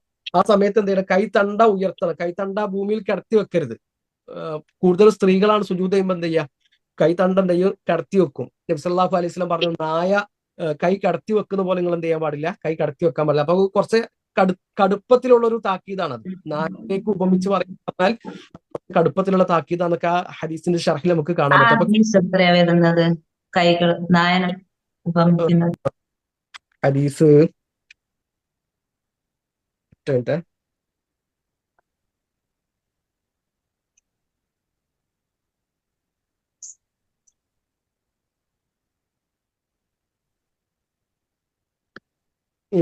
അബൂദാവൂദ് റഹിമുള്ള റിപ്പോർട്ട് ചെയ്യുന്ന 901 ഹദീസാണ്. അബൂദാവൂദ് റഹിമുള്ള റിപ്പോർട്ട് ചെയ്യുന്ന 901. അപ്പൊ കൈത്തണ്ടം ചെയ്യുക, ഭൂമിയിൽ നിന്ന് ഉയർത്തി വെക്കുക. അതുപോലെ തന്നെ നേരത്തെ പറഞ്ഞ പോലെ തന്നെ കക്ഷം എന്ത് ചെയ്യുക? കാണുന്ന വിധത്തിൽ കൈകൾ അകറ്റി വെക്കുക എന്നുള്ളതാണ്. അത് സുന്നത്താണ്. നേരത്തെ പറഞ്ഞ പോലെ തിരക്കുള്ള സൊഫിലൊന്നും എന്ത് ചെയ്യരുത്? ബാക്കിയുള്ളവരെ ഇടങ്ങറാക്കരുത്. പിന്നെ കൈപ്പത്തി വെക്കുന്ന രൂപം നമ്മൾ പറഞ്ഞു, കൈ വിരലുകൾ ചേർത്താണ് വെക്കേണ്ടത്. 2 നിലക്ക് കൈപ്പത്തികൾ വെക്കാം. ഒന്ന് എവിടെയാ വെക്കേണ്ടത്? 2 കൈപ്പത്തിയും വെച്ചിട്ട് അതിന്റെ ഇടയിൽ സുജൂദ് ചെയ്യുന്ന രൂപം, അതിന്റെ ഇടയിൽ നമ്മളെ തല വരുന്ന രൂപം. രണ്ടാമത്തേത് അവിടെ ചുമലിന് നേരെ, നമ്മളെ ഷോൾഡറിന് നേരെ നമ്മൾ എന്ത് ചെയ്യുന്നു? 2 കൈപ്പത്തികൾ വരുന്ന നിലക്ക് എന്ത് ചെയ്യുക? സുജൂദ് ചെയ്യുക എന്നുള്ളതാണ്. സുജൂദ് വില്ല് പോലെ വളഞ്ഞിട്ടല്ല നിൽക്കേണ്ടത്. മുതുക് സ്ട്രെയിറ്റ് ആയിട്ട് വരുന്ന രൂപം തന്നെയാണ് ഉണ്ടാവുക. അവിടെ വളഞ്ഞിട്ടല്ല സുജൂദ് ചെയ്യേണ്ടത്. നമ്മളെ വയറും തൊടയിൽ നിന്നൊക്കെ ഒന്ന് പോരണം. അങ്ങനെയൊക്കെ ഒന്ന് വേർപ്പെടുത്തിയിട്ടാണ് എന്ത് ചെയ്യേണ്ടത്? സുജൂദ് ചെയ്യേണ്ടത്. അല്ലാഹു അക്ബർ. അപ്പൊ ഈ 7 അവയവങ്ങൾ എന്ത് ചെയ്യണം? നിലത്ത് പതിയണം. ഒരാളുടെ മൂക്ക് നിലത്ത് തട്ടിയിട്ട് അയാളുടെ സുജൂദ് എന്താവില്ല? ശരിയാവുകയില്ല. ഇനി അതിനുശേഷം നമ്മൾ എന്ത് ചെയ്യുന്നു? വീണ്ടും ഇടയിലിരുത്തത്തിലേക്ക് വരുന്നു. സുജൂദ് ചെയ്യുമ്പോ വയറും തൊടയും തമ്മിൽ ഗ്യാപ്പ് വരണ്ടേ? വരണം. വയറും തൊടയും തമ്മിൽ ഗ്യാപ്പ് വരണം. അപ്പൊ അധികം വയറുള്ള പ്രായമുള്ള ആളുകളൊക്കെ അതിന് പ്രയാസം ഉണ്ടാവില്ലല്ലോ? അല്ല, നമുക്ക് കഴിയുന്ന കാര്യം എന്ത് ചെയ്തിട്ടുള്ളൂ? അല്ലാഹു നമ്മളെ ഏൽപ്പിച്ചിട്ടുള്ളൂ. അപ്പൊ ഒരാൾക്ക് നല്ല വയറുണ്ട്, അയാൾക്ക് കഴിയൂല എങ്കിൽ അയാൾ കൈകൊണ്ട് വയറെടുത്തിട്ട് വേർപ്പെടുത്തേണ്ട ആവശ്യമൊന്നുമില്ല. കഴിയുന്ന പോലെ എന്ത് ചെയ്യുക എന്നുള്ളതാണ്. അല്ലാഹു. പിന്നെ സുജൂദുകൾക്കിടയിലുള്ള ഇരുത്തം, ആ ഇരുത്തത്തിന്റെ രൂപം നമ്മൾ പറഞ്ഞു. 2 കാലുകൾ നാട്ടി വെക്കുന്ന രൂപത്തിൽ, 2 കാലുകൾ കുത്തനെ നാട്ടി വെച്ചിട്ട് വിരലുകൾ കിബിലയിലേക്ക് വരുന്ന രൂപത്തിൽ വെച്ചിട്ട് എന്ത് ചെയ്യാം? ഒരാൾക്ക് ഇരിക്കാം. അതല്ല എങ്കിൽ ഇഫ്തിറാഷിന്റെ ഇരുത്തം, അതാണ് നബി സല്ലല്ലാഹു അലൈഹി വസല്ലം ഏറ്റവും കൂടുതൽ വന്നിട്ടുള്ളത്. എന്നാൽ ഈ രൂപം വന്നിട്ടുണ്ട്. ഇഫ്തിറാഷിന്റെ ഇരുത്തമാണ് നബിയിൽ നിന്ന് ഏറ്റവും കൂടുതൽ വന്നിട്ടുള്ളത്. വലത് കാല് നാട്ടി വെച്ച് കാൽ വിരലുകൾ കിബിലയിലേക്ക് വരുന്ന രൂപത്തിൽ വെക്കുന്നു. ഇടത് കാല് പരത്തി വെച്ച് അതിന്റെ മുകളിൽ ഇരിക്കുന്നു. ഇതാണ് ഇരുത്തത്തിന്റെ രൂപം. അവിടെ കൈ വെക്കേണ്ടത് തുടയിലും വെക്കാം, അതുപോലെ തന്നെ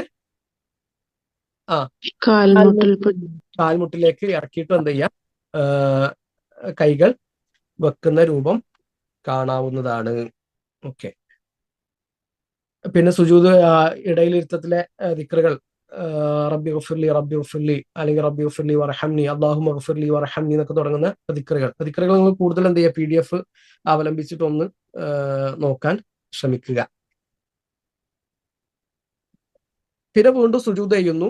പിന്നെ വീണ്ടും അടുത്ത റക്അത്തിലേക്ക് എഴുന്നേൽക്കുന്നു. ഇങ്ങനത്തെ രൂപമാണ് ഉണ്ടാവുക. അതിന് ഒന്നാമത്തെ റക്അത്തിന് ദൈർഘ്യം കൂടുതലായിരിക്കും. രണ്ടാമത്തെ റക്അത്തിൽ ഓതുന്നതിനേക്കാൾ കൂടുതൽ നബി സല്ലല്ലാഹു അലൈഹി വസല്ലം എന്ത് ചെയ്തിരുന്നു? ഒന്നാമത്തെ റക്അത്തിൽ ഓതിയിരുന്നു എന്നുള്ളതാണ്. പിന്നെ അത് കഴിഞ്ഞിട്ട് രണ്ടാമത്തെ റക്അത്തിൽ സ്പെഷ്യലായിട്ട് വരുന്നതാണ് തശഹുദ്. ഒന്നാമത്തെ തശഹുദ് അത് വാജിബാണ്, നിർബന്ധമാണ്. ഒന്നാമത്തെ തശഹുദിൽ ചൊല്ലേണ്ട കാര്യങ്ങൾ നമ്മൾ പറഞ്ഞു. തശഹുദില് തഹിയ്യാത്ത് മാത്രം ചൊല്ലിയാൽ മതി. ഇനി ഒരാൾ സ്വലാത്ത് കൂടി ചൊല്ലുകയാണെങ്കിൽ പ്രശ്നമൊന്നുമില്ല. എന്നാൽ സ്വലാത്ത് ചൊല്ലാൻ നിർബന്ധമല്ല. ഒരാൾ സ്വലാത്ത് ചൊല്ലി ഒന്നാമത്തെ തശഹുദിൽ സ്വലാത്ത് ചൊല്ലിയിട്ടില്ല എങ്കിൽ അത് വേണ്ടതില്ല എന്നുള്ളതാണ് ജുംഹൂറിന്റെ അഭിപ്രായം. ഭൂരിഭാഗം പണ്ഡിതന്മാർ വേണ്ടെന്നുള്ള അഭിപ്രായക്കാരാണ്.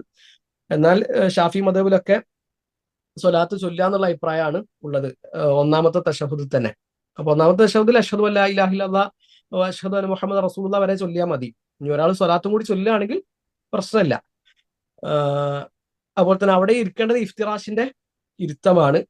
പിന്നെ തശഹൂദിൽ വിരല് ചൂണ്ടുക സുന്നത്താണ്. ഒരാൾ വിരല് ചൂണ്ടിയിട്ട് അത് നിസ്കാരം ബാധിക്കുന്ന കാര്യമില്ല, പക്ഷെ ആ സുന്നത്തിന്റെ കൂലി നഷ്ടപ്പെടും. ആ കൂലി നഷ്ടപ്പെടുത്താതിരിക്കുക.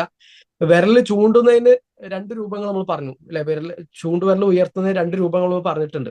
ഒന്ന് ഒന്ന് പ്രാർത്ഥനകൾ വരുമ്പം അത് പിന്നെ ചലിപ്പിക്കുന്ന മസലയിലാണ് വരുന്നത്. ചൂണ്ടുവിരല് ഉയർത്തിപ്പിടിക്കുക. ചൂണ്ടുവിരല് വെച്ചിട്ട് തള്ളാം. ചൂണ്ടുവിരൽ ചേർത്ത് പിടിക്കുന്ന രൂപം സർക്കിൾ പോലെ ആവാം. പോലെ വരുന്ന രൂപം പിടിക്കുക. ഇതാണ് ഒരു രൂപം. ബാക്കിയുള്ള 2 വിരലുകൾ ചുറ്റി പിടിക്കുന്നു. ചൂണ്ടുവിരലും തള്ളവിരലും ചേർത്ത് വെക്കുന്നു. നടുവിരലും ഉയർത്തിപ്പിടിക്കുന്നു. ഇങ്ങനെ സർക്കിൾ രൂപത്തിൽ വരുന്ന ഒരു രൂപം. രണ്ടാമത്തെ ഒരു രൂപം എല്ലാ വിരലും എന്ത് ചെയ്യുന്നു? ചുരുട്ടി പിടിക്കുന്നു. ബാക്കിയുള്ള 3 വിരലും ചുരുട്ടി പിടിക്കുന്നു. അതിന്റെ മുകളിലായിട്ട് തള്ളവിരൽ വരുന്നു. പിന്നെ ചൂണ്ടുവിരൽ ചൂണ്ടുന്ന രൂപം. ഇതാണ് രണ്ടാമത്തെ ഒരു രൂപം. ഈ 2 രൂപത്തിൽ എന്ത് ചെയ്യാം? ഒരാൾക്ക് തശഹൂദിൽ കൈകൾ, ഇത് ഒന്നാമത്തെ തശഹൂദിൽ, രണ്ടാമത്തെ തശഹൂദിൽ എന്ത് ചെയ്യാം? ഇങ്ങനെ തന്നെ കൈകൾ വെക്കാവുന്നതാണ്. ഇനി ഒന്നാമത്തെ തശഹൂദ് കഴിഞ്ഞ് അടുത്ത റക്കാത്തിലേക്ക് എഴുന്നേൽക്കുമ്പോൾ എന്ത് ചെയ്യുക? കൈകൾ ഉയർത്തുക. അത് സുന്നത്താണ്. നമസ്കാരത്തിൽ 4 സമയങ്ങളിൽ കൈകൾ ഉയർത്തുക എന്നുള്ള സുന്നത്താണ്. 1 തക്ബീറത്തുൽ ഇഹ്റാം, 2 റുക്കൂയിലേക്ക് പോകുമ്പോൾ, 3 റുക്കൂയിൽ നിന്ന് ഉയരുമ്പോൾ, 4 2ൽ കൂടുതൽ റക്കാത്തുകളുള്ള നിസ്കാരങ്ങളിൽ എന്ത് ചെയ്യുക? തശഹൂദിൽ നിന്ന് ഉയർന്ന് 3ാമത്തെ റക്കാത്തിലേക്ക് എഴുന്നേൽക്കുമ്പോൾ. ഇനി ഇവിടെ അടുത്തൊരു മസലയാണ്. ഇപ്പോ തശഹൂദില് 2 ഇരുത്തങ്ങള്, തവറുക്കിന്റെ ഇരുത്തമുണ്ട്, ഇഫ്തിറാഷിന്റെ ഇരുത്തമുണ്ട് അല്ലെ? 2ൽ കൂടുതൽ റക്കാത്തുകളുള്ള നിസ്കാരങ്ങളിലാണ് തവറുക്കിന്റെ ഇരുത്തം വരിക. 2 റക്കാത്ത് മാത്രമുള്ള നിസ്കാരമാണെങ്കിൽ അവിടെ ഇഫ്തിറാഷിന്റെ ഇരുത്തമാണ് ഷെയ്ഖ് ഇബ്നു ഉസൈമിൻ റഹ്മത്തുള്ളാഹി തആല പറയുന്നത്. എന്നാൽ ഒരാൾ 2 റക്കാത്തുള്ള നിസ്കാരം, ഫജ്ർ നിസ്കാരത്തിൽ അല്ലെങ്കിൽ 2 റക്കാത്തുള്ള സുന്നത്ത് നിസ്കാരങ്ങളിൽ തവറുക്കിന്റെ ഇരുത്തം ഇരുന്നു എന്നുകൊണ്ട് എന്താവില്ല, നിസ്കാരത്തെ ബാധിക്കുകയില്ല. എന്നാൽ അവിടെ ഇഫ്തിറാഷിന്റെ ഇരുത്തമാണ് കുറച്ചും കൂടി നല്ലതായിട്ട് മനസ്സിലാകുന്നത്. അല്ലാഹു അഅലം. ഇനി തവറുക്കിന്റെ ഇരുത്തം, നബി സല്ലല്ലാഹു അലൈഹി തവറുക്ക് എന്ന് പറഞ്ഞാൽ ഏറ്റവും അവസാനത്തെ തശഹൂദിൽ ഇരിക്കുന്ന ഇരുത്തം. നബി സല്ലല്ലാഹു അലൈഹി വസല്ലമയിൽ നിന്ന് 3 രൂപങ്ങളിൽ വന്നിട്ടുണ്ട്. അതിന്റെ പിക്ചറുകളാണ് നമ്മൾ ഗ്രൂപ്പിൽ പോസ്റ്റ് ചെയ്തിരുന്നത്. ഒന്ന്, നമ്മൾ വലത് കാല് നാട്ടി വെച്ച് കാൽവിരലുകൾ കിബിലയിലേക്ക് വരുന്ന രൂപത്തിൽ, ഇടത് കാല് അതിന്റെ ഉള്ളിലൂടെ പുറത്തേക്ക് വരുന്ന രൂപത്തിൽ ചന്തി നിലത്ത് കുത്തിയിട്ടിരിക്കുക. ഇതാണ് തവറുക്കിന്റെ ഒരു രൂപം. രണ്ടാമത്തെ രൂപം എന്താ വെച്ചാൽ 2 കാലുകളും വലതുഭാഗത്തേക്ക് വെക്കുന്നു. 2 കാലുകളും വലതുഭാഗത്തേക്ക് ഇട്ടിട്ട് നമ്മൾ ചന്തി നിലത്ത് കുത്തിയിട്ട് ഇരിക്കുന്നു. വലത് കാല് അതിന്റെ താഴെയായിട്ടാണ് ഇടത് കാല് വരിക, മുകളിലും താഴെ നോക്കുമ്പോൾ. ഇനി ഫ്രണ്ടിലും ബാക്കിലും നോക്കുമ്പോൾ ഇടത് കാല് വലത് കാലിന്റെ മുമ്പിലായിരിക്കും, വലത് കാല് അതിന്റെ ശേഷമായിരിക്കും. ഈ നിലക്ക് ഉള്ള രൂപം. ആ പിക്ചർ ഗ്രൂപ്പിലുണ്ടാകും. നമുക്ക് വേണമെങ്കിൽ ഒന്നുകൂടി എന്ത് ചെയ്യാം? ഷെയർ ചെയ്യാം. മൂന്നാമത്തെ ഒരു തവറുക്കിന്റെ രൂപം എന്ന് പറഞ്ഞാല് നേരത്തെ പറഞ്ഞ പോലെ തന്നെ എന്ത് ചെയ്യുന്നു? വലതുകാല് നാട്ടി വെക്കുന്നു. എന്നാൽ ഇടത് കാല് കാലിന്റെ അടിയിലൂടെ എടുക്കുന്നതിന് പകരം വലത് കാലിന്റെയും തുടയുടെയും ഇടയിലൂടെ കയറ്റി വെക്കുന്ന ഒരു രൂപം. ഇങ്ങനത്തെ 3 രൂപങ്ങൾ എന്ത് ചെയ്തിട്ടുണ്ട്? തവറുക്കിന്റെ ഇരുത്തത്തിൽ വന്നിട്ടുണ്ട് എന്നാണ്. അവസാനത്തെ തശഹൂദിൽ സുജൂദിന്റെ ഇടയിൽ ഇരുത്തോ പിന്നെ ആദ്യത്തെ തശഹുദിന്റെ ഇരുത്തോ രണ്ടും ഒരേ ഇരുത്താണോ ഇരിക്കേണ്ടത്? ഇഫ്തിറാഷിന്റെ ഇരുത്തം തന്നെയാണോ ഇരിക്കേണ്ടത്? അതെ, സെയിം ഇരുത്താണ്. ഒരു മാറ്റവും ഇല്ല. സുജൂദുകൾക്കിടയിലുള്ള ഇരുത്തത്തിൽ രണ്ടാമത്തെ ഒരു രൂപം കൂടി നമ്മൾ പറഞ്ഞല്ലോ, 2 കാലുകളും നാട്ടി വെച്ചിട്ട് ഇരിക്കുന്ന ഒരു രൂപം. അത് വിരലുകളെല്ലാം കിബിലക്ക് നേരെയായിട്ട് 2 കാലും അങ്ങനെയാണോ?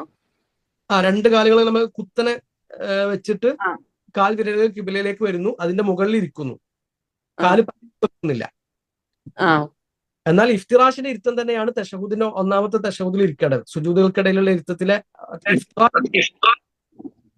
ആ ഇഫ്തിറാഷിന്റെ ഇരുത്തം തന്നെയാണ് ഒന്നാമത്തെ തശഹൂദിൽ ഇരിക്കേണ്ടത്. അല്ലാഹു അഅലം. പിന്നെ അവസാനത്തെ തശഹൂദിൽ തശഹൂദ് ചൊല്ലുക, സ്വലാത്ത് ചൊല്ലുക, സ്വലാത്തിന് ശേഷമുള്ള പ്രാർത്ഥനകൾ ചൊല്ലുക. അതില് തശഹൂദും അതുപോലെ തന്നെ സ്വലാത്തൊക്കെ റുക്നാണ് നമ്മൾ പറഞ്ഞു. തശഹൂദിനും സ്വലാത്തിനു ശേഷമുള്ള അദ്കാറുകൾ അത് സുന്നത്താണെന്നാണ് ഭൂരിഭാഗം പണ്ഡിതന്മാരുടെ അഭിപ്രായം. നിർബന്ധമാണുള്ള അഭിപ്രായം പറഞ്ഞവരുണ്ട്. എന്തായാലും ഏറ്റവും പ്രധാനപ്പെട്ട കാര്യങ്ങളിൽ നിന്നാണ് നമ്മൾ ആ സമയത്ത് എന്ത് ചെയ്യുന്നത്? അഭയം ചോദിക്കുന്നത്. ജീവിതത്തിന്റെയും മരണത്തിന്റെയും പരീക്ഷണങ്ങളിൽ നിന്ന്, അതുപോലെ തന്നെ മസീഹു ദജ്ജാലിൽ നിന്ന്, അദാബുൽ ഖബറിൽ നിന്നൊക്കെയാണ് നമ്മൾ രക്ഷ ചോദിക്കുന്നത്. അപ്പൊ അത് ഏറ്റവും പ്രധാനപ്പെട്ട പ്രാർത്ഥനയ്ക്ക് ഏറ്റവും അനുയോജ്യമായ ഒരു സമയം കൂടിയാണ്. അപ്പൊ ആ പ്രാർത്ഥനകൾ ആ സമയത്ത് നമ്മൾ ഒഴിവാക്കാതിരിക്കുക. പിന്നെ നമ്മൾ അവസാനത്തെ ഒരു ഭാഗം എന്ന നിലക്ക് തസ്ലീമിലേക്ക് നീങ്ങുകയാണ്. തസ്ലീമിലേക്ക് നീങ്ങുമ്പോൾ 2 സലാം വീട്ടുക. രണ്ട് സലാമിൽ ഒരു സലാമാണ് നിർബന്ധം എന്നുള്ളതാണ് ഭൂരിഭാഗത്തിന്റെ അഭിപ്രായം. എന്നാൽ അള്ളാഹു അലം കുറച്ചും കൂടി സൂക്ഷ്മമായ അഭിപ്രായം രണ്ട് സലാമും നിർബന്ധം എന്നുള്ളതാണ്. നബി സല്ലല്ലാഹു അലൈഹി വസല്ലം അത് പതിവായി ചെയ്യുകയും വല്ലു കമാ റഅയ്തുമൂനി ഉസല്ലി, ഞാൻ നിസ്കരിക്കുന്ന പോലെ നിങ്ങൾ നിസ്കരിക്കണമെന്ന് കൽപ്പിക്കുകയും ചെയ്തതിന്റെ അടിസ്ഥാനത്തിൽ ആ രണ്ട് സലാമും നിർബന്ധം എന്നുള്ള അഭിപ്രായം പറഞ്ഞവരാണ് ഷെയ്ഖ് ഇബ്നു ബാസ് റഹിമുള്ളയും ഇബ്നു ഉസൈമിൻ റഹിമുള്ളയും ഒക്കെ. അത് സലാം വീട്ടുമ്പോൾ നമ്മൾ പറഞ്ഞു കവിൾ തടം, ഈ കവിളിന്റെ വെള്ള ഭാഗം അത് ശരിക്ക് ബാക്കിലേക്ക് കാണുന്ന രൂപത്തിലാണ് എന്ത് ചെയ്യേണ്ടത്, മുഖം തിരിക്കേണ്ടത്. അസ്സലാമു അലൈക്കും വറഹ്മത്തുള്ളാഹി എന്ന് പറഞ്ഞിട്ട് തിരിക്കുക. അസ്സലാമു അലൈക്കും എന്നുള്ളതാണ് തസ്ലീം, അതാണ് റുക്ന്. ഒരാൾ മുഖം തിരിച്ചിട്ടില്ലെങ്കിൽ നിസ്കാരത്തെ ബാധിക്കുന്ന കാര്യമല്ല. മുഖം തിരിച്ചിട്ടില്ലെങ്കിലും മുഖം തിരിച്ചാലും തിരിച്ചിട്ടില്ലെങ്കിലും ഒന്നും നിസ്കാരം ശരിയാവോ ശരിയാവാത്ത പ്രശ്നമോ വരുന്നില്ല. എന്നാൽ സലാം വീട്ടുക എന്ന് പറഞ്ഞാൽ അസ്സലാമു അലൈക്കും വറഹ്മത്തുള്ളാഹി എന്ന് പറയലാണ്. അതുപോലെ തന്നെ ഇടത് ഭാഗത്തേക്കും പറയുക. അതിന്റെ ഇടയിൽ തല ഒന്ന് ചെരിക്കുന്ന രൂപമില്ല. ഒന്ന് തല താഴ്ത്തിയിട്ട് അസ്സലാമു അലൈക്കും വറഹ്മത്തുള്ളാഹി, പിന്നെ വീണ്ടും അവിടെ നിർത്തിട്ട് തല ഒന്ന് താഴ്ത്തിയിട്ട് പൊന്തിച്ചിട്ട് വീണ്ടും അസ്സലാമു അലൈക്കും വറഹ്മത്തുള്ളാഹി എന്ന് പറയുന്ന രൂപം വന്നിട്ടില്ല. അപ്പൊ അങ്ങനെ അതിന്റെ ഇടയിൽ ഒന്ന് തല 2 തവണ താഴ്ത്തേണ്ട കാര്യം ഇല്ല. അതിൽ സലാം വീട്ടുമ്പോൾ പിന്നെ ഇമാമ് 2 സലാമ് വീട്ടിയിട്ടാണോ മാമൂമ സലാം വീട്ടേണ്ടത്? നമ്മള് മുമ്പ് ഗ്രൂപ്പിലൊരു വോയിസ് അയച്ചിരുന്നല്ലോ, ഇമാമ് പൂർണ്ണമായിട്ടും 2 സലാമും വീട്ടിയതിന് ശേഷമാണ് എന്ത് ചെയ്യേണ്ടത്, മഅ്മൂം 1-ാമത്തെ സലാം വീട്ടേണ്ടത്. അതാണ് പൂർണ്ണത. ഇനി അഥവാ ഒരു ഇമാമ് 1-ാമത്തെ സലാം വീട്ടിയതിന് ശേഷം 2-ാമത്തെ സലാം വീട്ടുമ്പോൾ ഒരാള് സലാം വീട്ടിയെന്നുകൊണ്ട് നിസ്കാരം ശരിയാവാത്ത പ്രശ്നമോ നിസ്കാരം ബാത്തിലാകുന്ന വിഷയവും ഇല്ല. അത് കറാഹത്തായിട്ടാണ് പണ്ഡിതന്മാരെ എണ്ണിയിട്ടുള്ളത്. ഇമാമ് 2 സലാമും പൂർണ്ണമായിട്ടും വീട്ടിയതിന് ശേഷം എന്ത് ചെയ്യുക, നമ്മൾ 1-ാമത്തെ സലാം വീട്ടുക എന്നുള്ളതാണ് വേണ്ടത്. അല്ലാഹു അലം. അപ്പൊ ഇതൊക്കെയാണ് നമ്മൾ ശ്രദ്ധിക്കേണ്ട കുറച്ച് കാര്യങ്ങൾ. നമ്മൾ പറഞ്ഞതുപോലെ എല്ലാ A to Z കാര്യങ്ങൾ ചിലപ്പോൾ നമ്മൾ കവർ ചെയ്ത് പോയിട്ടുണ്ടാവില്ല. ഒരു ലിമിറ്റഡ് കാര്യങ്ങളായിരിക്കും നമ്മൾ പറഞ്ഞിട്ട് നമ്മൾ അറിയാൻ ഒരുപാട് കാര്യങ്ങൾ, ഒരുപാട് മസാലകൾ. ഇപ്പോൾ നമ്മുടെ ക്ലാസ്സിനിടയിൽ തന്നെ ഒരുപാട് സംശയങ്ങൾ ചോദിച്ചല്ലോ. അങ്ങനത്തെ ഒരുപാട് മസാലകൾ നിസ്കാരവുമായി ബന്ധപ്പെട്ടിട്ട് ഉണ്ടാകും. അപ്പോൾ അതൊക്കെ എന്ത് ചെയ്യുക, നിങ്ങൾ കൂടുതൽ പഠിക്കാൻ ശ്രമിക്കുക. ലിങ്ക് വഴി എന്ത് ചെയ്യുക, ചോദ്യങ്ങൾ ചോദിക്കുകയാണെങ്കിൽ നമുക്ക് അതനുസരിച്ച് സമയത്തിന് ഗ്രൂപ്പുകളിൽ പോവുകയും ചെയ്യാം. ഒരു കാര്യം ചോദിച്ചോട്ടെ, നിസ്കാരത്തില് പിന്നെ 3 അനക്കം തുടരെ അനങ്ങിയാല് നിസ്കാരം ബാത്തിലാകുമെന്ന് പറയൂലേ? അതിന്റെ ഒരു കറക്റ്റ് എങ്ങനെയാണ് 3 അനക്കം? ഇപ്പൊ ഒന്ന് ചൊറിയണമെങ്കിൽ അങ്ങനെ കേസ് ഉണ്ടാവുമല്ലോ, അപ്പൊ എങ്ങനെയാ അത് സംഭവം? ഒരു കാര്യമുള്ള ഈ 3 അനക്കം എന്നുള്ളത് പ്രത്യേകിച്ച് ഒരു സഹിയായ ഹദീസിൽ സ്ഥിരപ്പെട്ട ഒരു സംഗതിയല്ല. 3 അനക്കം അനങ്ങിയാൽ നിസ്കാരം ബാത്തിലാവും എന്നുള്ള നിലക്ക് ഒരു പ്രത്യേക ഒരു എണ്ണം ആ വിഷയത്തിൽ എന്ത് ചെയ്തിട്ടില്ല, വന്നിട്ടില്ല. നിസ്കാരത്തിലെ അനക്കങ്ങൾ പല തരത്തിലാണ്. അനിവാര്യമായ അനക്കങ്ങൾ ഉണ്ടാവും, നിർബന്ധമായിട്ടും എന്ത് ചെയ്യേണ്ടി വരും, അനങ്ങേണ്ട അവസ്ഥ ഉണ്ടാവും. ഇപ്പൊ ഒരു കുട്ടി, ഒരു ഉമ്മ നിസ്കരിച്ചുകൊണ്ടിരിക്കുകയാണ്, ആ കുട്ടി തലയിലൂടെ തലയിണ ഇട്ടു, അല്ലെങ്കിൽ വേറെ ഒരു ചെറിയ കുട്ടി വന്നിട്ട് ഈ 2 മാസം 3 മാസം പ്രായ ഒരു കുട്ടിന്റെ മുഖത്ത് വന്നിട്ട് തലയിണ കൊണ്ടുപോയി വെച്ചു, ആ കുട്ടി ശ്വാസം മുട്ടി മരിക്കാൻ സാധ്യതയുണ്ട്. അവിടെ ഉമ്മ ഞാൻ നിസ്കാരത്തിലാണെന്ന് പറഞ്ഞിട്ട് നിന്നാൽ ആ കുട്ടി മരിക്കും. അപ്പൊ അവിടെ എന്ത് ചെയ്യണം, നിർബന്ധമായിട്ട് എന്ത് ചെയ്യേണ്ടി വരും, ചിലപ്പോൾ എന്ത് ചെയ്യേണ്ടി വരും, ആ തലേനെ എടുത്ത് മാറ്റേണ്ടി വരും. അപ്പൊ അവിടെ നിസ്കാരത്തിൽ ചലിക്കുക എന്നുള്ളത് നിർബന്ധമാണ്. അപ്പൊ പക്ഷെ അന്നേരം നിസ്കാരം മാറ്റി നിസ്കരിക്കണ്ട,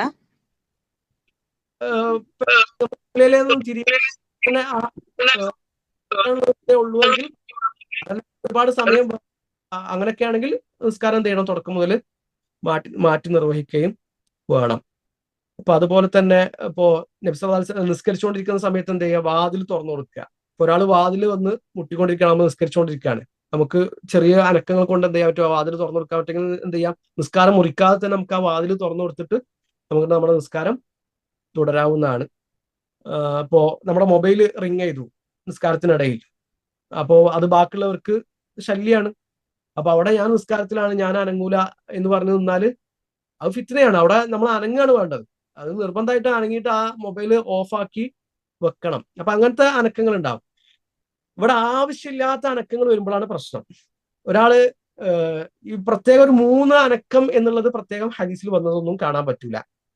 എന്നാൽ ഒരാളിങ്ങനെ നിസ്കരിച്ചുകൊണ്ടിരിക്കുമ്പോൾ നമുക്ക് തോന്നണം, ഓ നിസ്കരിക്കാണോ അല്ലേ നമുക്ക് മനസ്സിലാവുന്നില്ല. ആ ജാതി അനക്കാണ്. ഇങ്ങനെ കുറെ നേരം തല ചൊറിയുന്നുണ്ട്, പിന്നെ കുറെ നേരം ഒരു കൈ ഇങ്ങനെ താഴ്ത്തിയിടുന്നുണ്ട്, പിന്നെ കുറച്ച് കഴിഞ്ഞപ്പോൾ വീണ്ടും തല ചൊറിയുന്നു, മൂക്ക് ചൊറിയുന്നു. ഇങ്ങനെ ഒരാളിങ്ങനെ ദൂരത്ത് നോക്കുമ്പോൾ നിസ്കരിക്കാണോ അല്ലേ എന്ന് മനസ്സിലാവുന്നില്ല. അങ്ങനത്തെ അനക്കാണെങ്കിൽ നിസ്കാരം ബാത്തിലാവും. അതല്ല, ആവശ്യത്തിന് വേണ്ടി നമുക്ക് ഒന്ന് ചൊറിയണം, ആവശ്യത്തിന് വേണ്ടി എന്ത് ചെയ്യാം, ചൊറിയാം. ആവശ്യത്തിന് വേണ്ടിയുള്ള അനക്കങ്ങളാണെങ്കിൽ പ്രശ്നമില്ല. അത് നിസ്കാരത്തെ ബാധിക്കുന്നതല്ല. അനാവശ്യമായിട്ടുള്ള അനക്കങ്ങൾ ഒരുപാട് വന്നാലാണ് എന്താവുക, നിസ്കാരം ബാത്തിലാവുക. അനാവശ്യമായ അനക്കങ്ങൾ ചെറിയ രൂപത്തിലാണെങ്കിലും നിസ്കാരം ബാത്തിലാവും, കറാഹത്താണ്. അത് അനാവശ്യമായ അനക്കങ്ങൾ ഒരുപാട് വന്നാൽ നിസ്കാരം എന്താകും, ബാത്തിലായി പോകുന്നില്ല. അനിവാര്യമായ അനക്കങ്ങൾ ഉണ്ടാകും, സുന്നത്തായ അനക്കങ്ങൾ ഉണ്ടാകും. ഇപ്പോൾ സൊഫ് പൂർത്തിയാക്കാൻ വേണ്ടിയിട്ട് ഇപ്പൊ നമ്മള് നിസ്കരിച്ചുകൊണ്ടിരിക്കുകയാണ്, അപ്പൊ മുമ്പിൽ സൊഫ് ഒഴിഞ്ഞ് കിടക്കുകയാണ്, ഒരാള് അവിടുന്ന് പോയി, അയാൾ വുളു നഷ്ടപ്പെട്ടു, അയാൾ എന്ത് ചെയ്തു, സൊഫിന്ന് പോയി, നമ്മുടെ മുമ്പിലാണ് ആ ഗ്യാപ്പ് വന്നിട്ടുള്ളത്, നമുക്ക് എന്ത് ചെയ്യാം, ആ സൊഫിലേക്ക് കയറി നിൽക്കാം, അത് ആവശ്യമാണ്, അത് സുന്നത്താണ്. അതിന് കൂലി കിട്ടും, ആ ചലിക്കുന്നതിന് എന്ത് കിട്ടും, കൂലി കിട്ടും. അപ്പൊ അങ്ങനത്തെ പല അനക്കങ്ങൾ എന്തുണ്ടാകും, നിസ്കാരത്തിലുണ്ടാവും. ഈ അനാവശ്യമായ അനക്കങ്ങൾ ഒരുപാട് വന്നാൽ, അതായത് കാണുന്ന ഒരാൾക്കോ നിസ്കരിക്കണോ അല്ലേന്ന് മനസ്സിലാവുന്നില്ല, ആ ജാതി അനക്കങ്ങളാണെങ്കിൽ എന്താകും, നിസ്കാരത്തെ ബാധിക്കുന്നുള്ളതാണ്. അതുപോലെ കാലുകൾ മടമ്പുകൾ ചേർത്ത് വെക്കണം എന്ന് സഫ് ക്ലിയർ ആക്കാൻ വേണ്ടിയിട്ട് ആദ്യത്തെ റക്അത്തില് തൊട്ടടുത്ത ആളുകളൊക്കെ അത് ക്ലിയർ ആക്കി. പക്ഷെ നമ്മൾ സുജൂദി പോയി തിരിച്ചു വരുമ്പോൾ തൊട്ടടുത്ത ആൾ അത് മറന്നു പോവാണ്. പക്ഷെ ഇപ്പൊ ഞാൻ എത്ര അകറ്റി വെച്ചാലും അവരിലേക്ക് എത്തുമ്പോൾ അത് അനാവശ്യമായിട്ട് മാറുന്നുണ്ടെങ്കിൽ അവരെ ജസ്റ്റ് നമുക്ക് അങ്ങനെ വലിക്കാനോ അങ്ങനെ പറ്റുമോ, അടുത്തേക്ക് നിൽക്കാൻ വേണ്ടിയിട്ട്? വലിക്കേണ്ട ആവശ്യമില്ല. നമ്മൾ എന്ത് ചെയ്താൽ മതി, നമ്മുടെ ഭാഗം നമ്മൾ ക്ലിയർ ചെയ്യുക. അഥവാ നമ്മളെപ്പോഴും സൊഫ് കെട്ടുന്ന സമയത്ത് ഇമാമിന്റെ പിന്നിലാണല്ലോ നിൽക്കുക.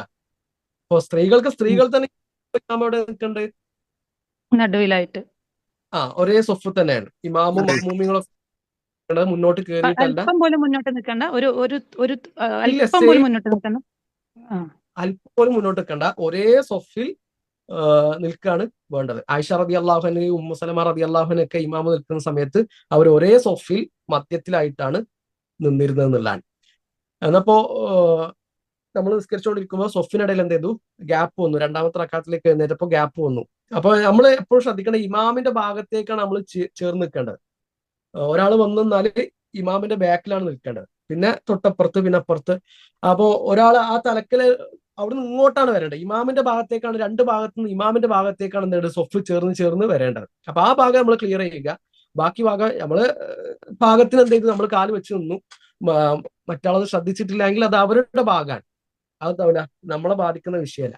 ഇനി ഒന്നും അങ്ങനെ ഒരു ഗ്യാപ്പ് വന്നു എന്നുള്ളത് നിസ്കാരത്തെ ബാധിക്കുന്ന വിഷയമല്ല. അത് നബി സല്ലല്ലാഹു അലൈഹി വസല്ലം പറഞ്ഞ ഏറ്റവും പ്രബലമായ സുന്നത്താണ്. അത് നിർബന്ധം എന്നുള്ള അഭിപ്രായം പറഞ്ഞ പണ്ഡിതന്മാരുണ്ട്, വല്ലാഹു അലം. അത് നിസ്കാരത്തെ ബാധിക്കുന്ന ഒരു സംഗതിയല്ല. അപ്പൊ നമ്മുടെ ഭാഗം എന്ത് ചെയ്യുക, നമ്മൾ ക്ലിയർ ചെയ്യുക, ഈ ഭാഗത്തേക്ക് നമ്മൾ ചേർന്ന് നിൽക്കുക എന്നുള്ളതാണ് വേണ്ടത്. പിന്നെ നമ്മൾ നിസ്കരിക്കുമ്പോ ഫാനെല്ലാം ഇട്ട് നിസ്കരിക്കുമ്പോ ഒരു മുടിയെല്ലാം ഇങ്ങനെ പാറിയാല് ആ നിസ്കാരം മാറ്റി നിസ്കരിക്കണം? ഇല്ല, അങ്ങനത്തെ ചെറിയ വിഷയങ്ങളാവുമ്പോ പ്രശ്നമില്ല. എന്നാൽ ശ്രദ്ധിക്കാണ് വേണ്ടത്. റെഡിയാക്കിയിട്ട് നിസ്കരിക്കാൻ പറ്റും? ഒരു മുടിന്റെ വിഷയ അല്ലാഹു അലം. പിന്നെ അതുപോലെ തന്നെ കാല് കുറച്ച് കണ്ട അത് റെഡിയാക്കാൻ പറ്റുമോ നിസ്കാരത്തിൽ തന്നെ? പറ്റും. ഇപ്പൊ മുടി നമ്മള് മുടി പെട്ടെന്ന് നിസ്കാരത്തിൽ കണ്ടു, കുറച്ച് ഭാഗം കണ്ടു, അപ്പൊ എന്ത് ചെയ്യാം, പെട്ടെന്ന് നമുക്ക് എന്ത് ചെയ്യാം, അത് മറക്കാം. അതുപോലെ തന്നെ ഇപ്പൊ കാല് കണ്ടു, അപ്പൊ നമുക്ക് എന്ത് ചെയ്യാം, നമ്മൾ മറക്കാം. നമ്മൾ ഔറത്തിന്റെ മസാല പറഞ്ഞപ്പോ പറഞ്ഞിരുന്നു, നമ്മളെ ശരീരത്തിലെ വസ്ത്രം നീങ്ങിപ്പോ എന്തെങ്കിലുമൊക്കെ ആണെങ്കിൽ പെട്ടെന്ന് എന്ത് ചെയ്യാം, നമുക്കത് മറക്കാവുന്നതാണ്. അതിലൊക്കെ എന്ത് ചെയ്യാം, നമുക്ക് ചലിക്കാവുന്നതാണ്. അല്ലാഹു അലം. ഏതായാലും ബാറക്കല്ലാഹു ഫീക്കും, ജസാക്കുമുല്ലാഹു ഖൈറ. ഇനി ഒരുപാട് സംശയങ്ങൾ ഉണ്ടാവും, അതിൽ സംശയങ്ങൾ ഉണ്ടാവും എന്നുള്ള കാര്യത്തിൽ സംശയമില്ല. നിങ്ങൾ മാക്സിമം എന്ത് ചെയ്യുക, ലിങ്ക് ഉപയോഗിക്കുക. അതാകുമ്പോ ആ സൗകര്യത്തിനനുസരിച്ച് നമുക്ക് നോക്കേണ്ട വിഷയങ്ങൾ ഉണ്ടാവും, ചിലത് പെട്ടെന്ന് പറയാൻ കിട്ടാത്ത വിഷയങ്ങൾ ഉണ്ടാവും, അറിയാത്ത വിഷയങ്ങൾ ഉണ്ടാവും. അപ്പൊ അതൊക്കെ നമുക്ക് വേണമെങ്കിൽ ഒന്ന് റെഫർ ചെയ്ത് ഒക്കെ പറയാനും കഴിയും. ആ സൗകര്യം കൂടി അതിലുണ്ട്. അപ്പൊ അത് നിങ്ങൾ ഉപയോഗപ്പെടുത്തുക. അൽഹംദുലില്ലാ, അള്ളാഹുവിന്റെ വലിയ അനുഗ്രഹം കൊണ്ട് നമ്മൾ ഷുറൂത്തു സ്വലാത്ത് വാർക്കാനുഹ വാജിബാത്തുഹ എന്ന കിതാബ് അവലംബിച്ചുകൊണ്ട് നബി സല്ലല്ലാഹു അലൈഹി വസല്ലമയുടെ നിസ്കാരം എന്നുള്ള ഭാഗമാണ് ഇവിടെ പറഞ്ഞത്. നമ്മുടെ ക്ലാസ് ഇവിടെ ഇന്നത്തോടു കൂടി നമ്മളെ ലൈവ് ക്ലാസ്സുകൾ അവസാനിക്കുകയാണ്. നമുക്ക് പരീക്ഷയും കാര്യങ്ങളൊക്കെയാണ് വരുന്നത്. ഒരു പാർട്ടിസിപ്പേഷൻ സർട്ടിഫിക്കറ്റ് നമ്മൾ പ്ലാൻ ചെയ്യുന്നുണ്ട്. അപ്പോൾ അതിന്റെ വിശദമായ വിവരങ്ങൾ, പരീക്ഷയുമായി ബന്ധപ്പെട്ട വിശദമായ വിവരങ്ങൾ അറിയിക്കാം. റെക്കോർഡ് ക്ലാസ്സുകൾ നിങ്ങൾക്ക് അവൈലബിൾ ആകുന്ന രൂപം കാണാം. നോട്ട്സ് നമ്മളെ പഠിതാക്കൾ റെഡിയാക്കിക്കൊണ്ടിരിക്കുന്നു. അള്ളാഹു അവർക്ക് ഏറ്റവും നല്ല പ്രതിഫലം നൽകട്ടെ. അപ്പോൾ നന്നായിട്ടൊന്ന് പഠിച്ചു ഒരുങ്ങി പരീക്ഷ അറ്റൻഡ് ചെയ്യുക. ഡേറ്റും കാര്യങ്ങളൊക്കെ ഇൻഷാ അല്ലാഹ് ഗ്രൂപ്പിൽ അറിയിക്കുകയും ചെയ്യാം. ഈ റമദാനോടുകൂടി എന്തായിരുന്നു, നമ്മളെ പഠനം നമ്മൾ അവസാനിപ്പിച്ചു പോവുകയും ചെയ്യരുത്. നിരന്തരമായിക്കൊണ്ട് നമ്മൾ ദീന് പഠിക്കണം. ഇപ്പൊ അലിഫ്ലാമീം എന്നുള്ള അക്കാഡമിയുടെ കീഴിലാണ് നമ്മൾ എന്ത് ചെയ്തത്, ഈ ഒരു കോഴ്സ് സംഘടിപ്പിച്ചിട്ടുള്ളത്. അലിഫ്ലാമീമിന്റെ അക്കാഡമിയുടെ കീഴിൽ അൽക്കലം എന്ന് പറഞ്ഞ ഒരു കോഴ്സ് നിലവിൽ നടന്നുകൊണ്ടിരിക്കുന്നുണ്ട്. 2 ബാച്ചുകൾ അതിൽ പഠിച്ചുകൊണ്ടിരിക്കുന്നുണ്ട്. ആ ബാച്ചിൽ പഠിക്കുന്ന വിദ്യാർത്ഥികൾ നമ്മുടെ ദർസിലുണ്ട്. അപ്പോൾ വളരെ എഫക്റ്റീവ് ആയിട്ടുള്ള ഒരു സിസ്റ്റമാണത്. നിരന്തരമായിട്ട് നമ്മൾ ദീന് പഠിക്കുക, ഉത്ബോധനങ്ങൾ കേൾക്കുക എന്ന് പറഞ്ഞാൽ അത് വലിയ കാര്യമാണ്. ഇന്നല്ലദീന ആമനു വഅമിലു സ്വാലിഹാത്ത് എന്ന് പറഞ്ഞ ഖുർആൻ എത്ര സ്ഥലത്താണ് അത് ആവർത്തിച്ച് പറഞ്ഞത്. ഈമാനുള്ളവരും സുഹൃത്തുക്കൾ ചെയ്തവരും. എന്താ ഈമാൻ എന്ന് പറഞ്ഞാൽ? ഈമാൻ എന്ന് പറഞ്ഞാൽ ഇൽമാൻ, അറിവാണ്. അറിവില്ലാത്ത ഒരാൾക്ക് ഈമാൻ ഉണ്ടാവില്ലല്ലോ. അള്ളാഹുൽ വിശ്വസിക്കാന്ന് പറഞ്ഞാൽ അള്ളാഹുവിനെ പറ്റി ശരിക്കും അറിയണം. നബി സല്ലല്ലാഹു അലൈഹി വസല്ലം വിശ്വസിക്കാതെ നബിനെ പറ്റി അറിഞ്ഞാലല്ലേ നബിയിൽ വിശ്വസിക്കാൻ പറ്റുള്ളൂ. അപ്പോൾ ആ ഒരു ഇൽമ്, വിജ്ഞാനം അത് നമ്മൾ പഠിച്ചുകൊണ്ടേ ഇരിക്കുക. മരണം വരെ നമ്മൾ വിദ്യാർത്ഥികളാണെന്നുള്ള ഒരു തിരിച്ചറിവ് നമുക്ക് ഉണ്ടാകണം. ഇലാ മത്താ തത്ലുബുൽ ഇൽം എന്ന് അബ്ദുല്ലാഹി മുബാറക് റഹിമഹുല്ലാഹു തആല ചോദിക്കുന്നുണ്ട്. എത്ര കാലങ്ങൾ ഇങ്ങനെ അറിവ് തേടി അന്വേഷിക്കും, അല്ലെങ്കിൽ അറിവ് തേടി ഇങ്ങനെ നടക്കും? അപ്പൊ ഹത്തൽ മമാത്ത് ഇൻഷാ അല്ലാഹ്, മരണം വരെ ഞാൻ വിദ്യാർത്ഥിയാണെന്ന മറുപടി കൊടുത്തത്. അപ്പൊ മരിക്കുന്നത് വരെ നമ്മൾ വിദ്യാർത്ഥികളാണ്. ഇൻഷാ അല്ലാഹ് നമ്മുടെ അൽക്കലമിന്റെ കോഴ്സുകൾ തന്നെ ഇനിയും ഭാവിയിൽ വരാനുണ്ട്. ഗ്രൂപ്പുകളിൽ അതിന്റെ വിശദമായ വിവരങ്ങൾ നിങ്ങൾക്ക് തരാം. കഴിയുന്ന ആൾക്കാരൊക്കെ അതിൽ ജോയിൻ ചെയ്യണം, ആ നന്മയിൽ പങ്കാളികളാകണമെന്ന് കൂടി ഓർമ്മപ്പെടുത്തുകയാണ്. ഏതായാലും ബാക്കി കാര്യങ്ങൾ അപ്ഡേറ്റ്സും ഒക്കെ ഗ്രൂപ്പിൽ അറിയിക്കാന്ന് വിചാരിക്കുന്നു. അസ്സലാമു അലൈക്കും. ഈ കഴിഞ്ഞ 2-3 ക്ലാസ്സിന്റെ ആ ക്വസ്റ്റ്യൻ ആൻസറിന്റെ ആ ഒരു ക്ലാസ് ഒന്ന്, റെക്കോർഡിംഗ് ക്ലാസ് ഒന്ന് ജനറൽ ആയിട്ട് ഇടാൻ പറ്റുമോ? കാരണം അതെനിക്ക് നമുക്ക് ക്ലിയർ ആയിട്ട് കേൾക്കാൻ പറ്റാത്തൊരവസ്ഥയായതുകൊണ്ട്. 10 ക്ലാസ്സുകളാണ് ഇപ്പോൾ റെക്കോർഡ് ക്ലാസ് നിലവിലുള്ളത്. ബാക്കി 11, 12 ഇപ്പൊ 12ാമത്തെ ക്ലാസ്സാണ് നമ്മൾ ഇന്ന് എടുത്തത്. അതിൽ 11, 12 ക്ലാസ്സുകൾ അപ്ലോഡ് ആയിട്ടില്ല. അത് അഡ്മിൻ അപ്ലോഡ് ചെയ്ത് കഴിഞ്ഞാൽ ഉടനെ എന്ത് ചെയ്യാം, നമുക്ക് പോസ്റ്റ് ചെയ്യാം. അതേപോലെ എനിക്ക് ആ ക്ലാസ്സിന്റെ ഞാൻ നോട്ട്സ് ചെയ്താന്ന് പറഞ്ഞതിന്റെ ഇത് കിട്ടിയിട്ടില്ല, നോട്ട്സ് പ്രിപ്പയർ ചെയ്യാനുള്ള. നിങ്ങൾക്കുള്ള നോട്ട്സ് ശരി ശരി ശരി, ഞാൻ വിട്ടുപോയതാന്ന് വിചാരിച്ച് ഓർപ്പിച്ചതാ. ശരി ശരി. ബാക്കി 10 ക്ലാസ്സിന്റെ നമ്മൾ നോട്ട്സ് ചെയ്താനുള്ള കൊടുത്തിട്ടുണ്ട്. 2 ആൾക്കാർക്കുള്ള കൊടുത്തിട്ടില്ല. നോട്ട്സ് ചെയ്താനുള്ള ഭാഗങ്ങൾ ഈ 2 ക്ലാസ്സുകൾ അപ്ലോഡ് ചെയ്ത് കഴിഞ്ഞാൽ കൊടുക്കുകയും ചെയ്യും. ബറക്കല്ലാഹു ഫീക്കും, ജസാക്കുമുല്ലാഹു ഖൈറ. നമ്മൾ അള്ളാഹുവിനോട് ശരിക്കും പ്രാർത്ഥിക്കുക. ഒരു 10-12 ദിവസമാണ് നമ്മൾ ക്ലാസ് എടുത്തതെങ്കിലും ചെറിയൊരു പരിശ്രമമല്ല, വലിയൊരു പരിശ്രമമാണ്. നമ്മളെല്ലാവരും തിരക്കുകളൊക്കെ മാറ്റി വെച്ച് ഈ ക്ലാസ് അറ്റൻഡ് ചെയ്തു. അള്ളാഹുവിന്റെ റസൂൽ സല്ലല്ലാഹു അലൈഹി വസല്ലം നിസ്കാരം പഠിക്കാൻ നമ്മൾ ഒരു ചെറിയ ശ്രമം നടത്തി. അത് അള്ളാഹു സ്വീകരിക്കണം. അപ്പോൾ റബ്ബന ആതിനാ ഫിദ്ദുനിയ ഹസന റബ്ബന തഖബ്ബൽ മിന്നാ ഇന്നക അൻതസ് സമീഉൽ അലീം എന്ന ഇബ്രാഹിം നബി അലൈഹി സ്വലാത്തു വസ്സലാമിയുടെ പ്രാർത്ഥന നമ്മൾ ആവർത്തിച്ച് പ്രാർത്ഥിച്ചുകൊണ്ടിരിക്കുക. അള്ളാഹു നമ്മളിൽ നിന്ന് സ്വീകരിക്കട്ടെ. അതിന്റെ കൂടെ എൻ്റെ പ്രിയപ്പെട്ട പഠിതാക്കളോട് ഓർമ്മപ്പെടുത്താനുള്ള ഒരു കാര്യം, നമ്മുടെ ആ ലിങ്ക് ഉണ്ടല്ലോ, സംശയം ചോദിക്കാനുള്ള ലിങ്കിൽ ഒരു ഫീഡ്ബാക്കിനുള്ള ഒരു ഓപ്ഷൻ കൂടി ഉണ്ട്. അപ്പൊ അത് നിങ്ങൾ നിർബന്ധമായിട്ട് അറിയിക്കണം. പോസിറ്റീവും നെഗറ്റീവും ആയ ഫീഡ്ബാക്കുകൾ. നെഗറ്റീവായ ഫീഡ്ബാക്കുകളാണ് നമ്മൾ പ്രതീക്ഷിക്കുക. അതാകുമ്പോൾ നമുക്ക് അടുത്തൊരു കോഴ്സ് തുടങ്ങുമ്പോഴും അല്ലെങ്കിൽ അടുത്തൊരു ഇതുപോലത്തെ ഒരു സംരംഭമായിട്ട് മുന്നോട്ട് പോകുമ്പോൾ നമ്മൾ ശ്രദ്ധിക്കേണ്ട കാര്യം നമുക്ക് അറിയാൻ പറ്റുക. അപ്പൊ നിങ്ങൾ പറയുന്ന ഒരു അഭിപ്രായമായിരിക്കും അടുത്തൊരു കോഴ്സിൽ വലിയൊരു തുറവിയായിട്ട്, വലിയൊരു ഓപ്പണിംഗ് ആയിട്ട് വരിക. അപ്പൊ ആ അഭിപ്രായങ്ങൾ നിങ്ങൾ രേഖപ്പെടുത്തണം. പോസിറ്റീവായ അഭിപ്രായങ്ങളും നെഗറ്റീവായ അഭിപ്രായങ്ങളും. നെഗറ്റീവായ അഭിപ്രായങ്ങളാണ് നമുക്ക് കേൾക്കേണ്ടത്. അപ്പൊ അങ്ങനെ തിരുത്തി മുന്നോട്ട് പോകാൻ വേണ്ടിയിട്ടാണ്. അപ്പൊ നിർബന്ധമായിട്ടും എല്ലാവരും എന്ത് ചെയ്യുക, ആ ഒരു ഫീഡ്ബാക്ക് ഫോം കൂടി. ഫീഡ്ബാക്ക് ഫോം എന്ന് പറഞ്ഞാൽ നമ്മളെ സംശയങ്ങൾ ചോദിക്കാനുള്ള ആ ലിങ്കിൽ തന്നെയാണ് എന്ത് ചെയ്യുന്നത്, ഫീഡ്ബാക്കോ എഴുതാനുള്ള ഓപ്ഷൻ ഉള്ളത്. അപ്പൊ അതുകൂടി എന്ത് ചെയ്യുക, ഒന്ന് പഠിതാക്കളുടെ ശ്രദ്ധയിൽ ഉണ്ടാകണമെന്ന് സൂചിപ്പിക്കുകയാണ്. അള്ളാഹു നമ്മുടെ വീഴ്ചകൾ നമുക്ക് പുറത്തു തരട്ടെ. ബാറക്കല്ലാഹു ഫീക്കും, ജസാക്കുമുല്ലാഹു ഖൈറ. تقبل الله منا سبحانك اللهم وبحمدك أشهد أن لا إله إلا أنت أستغفرك وأتوب إليك. السلام عليكم ورحمة الله وبركاته.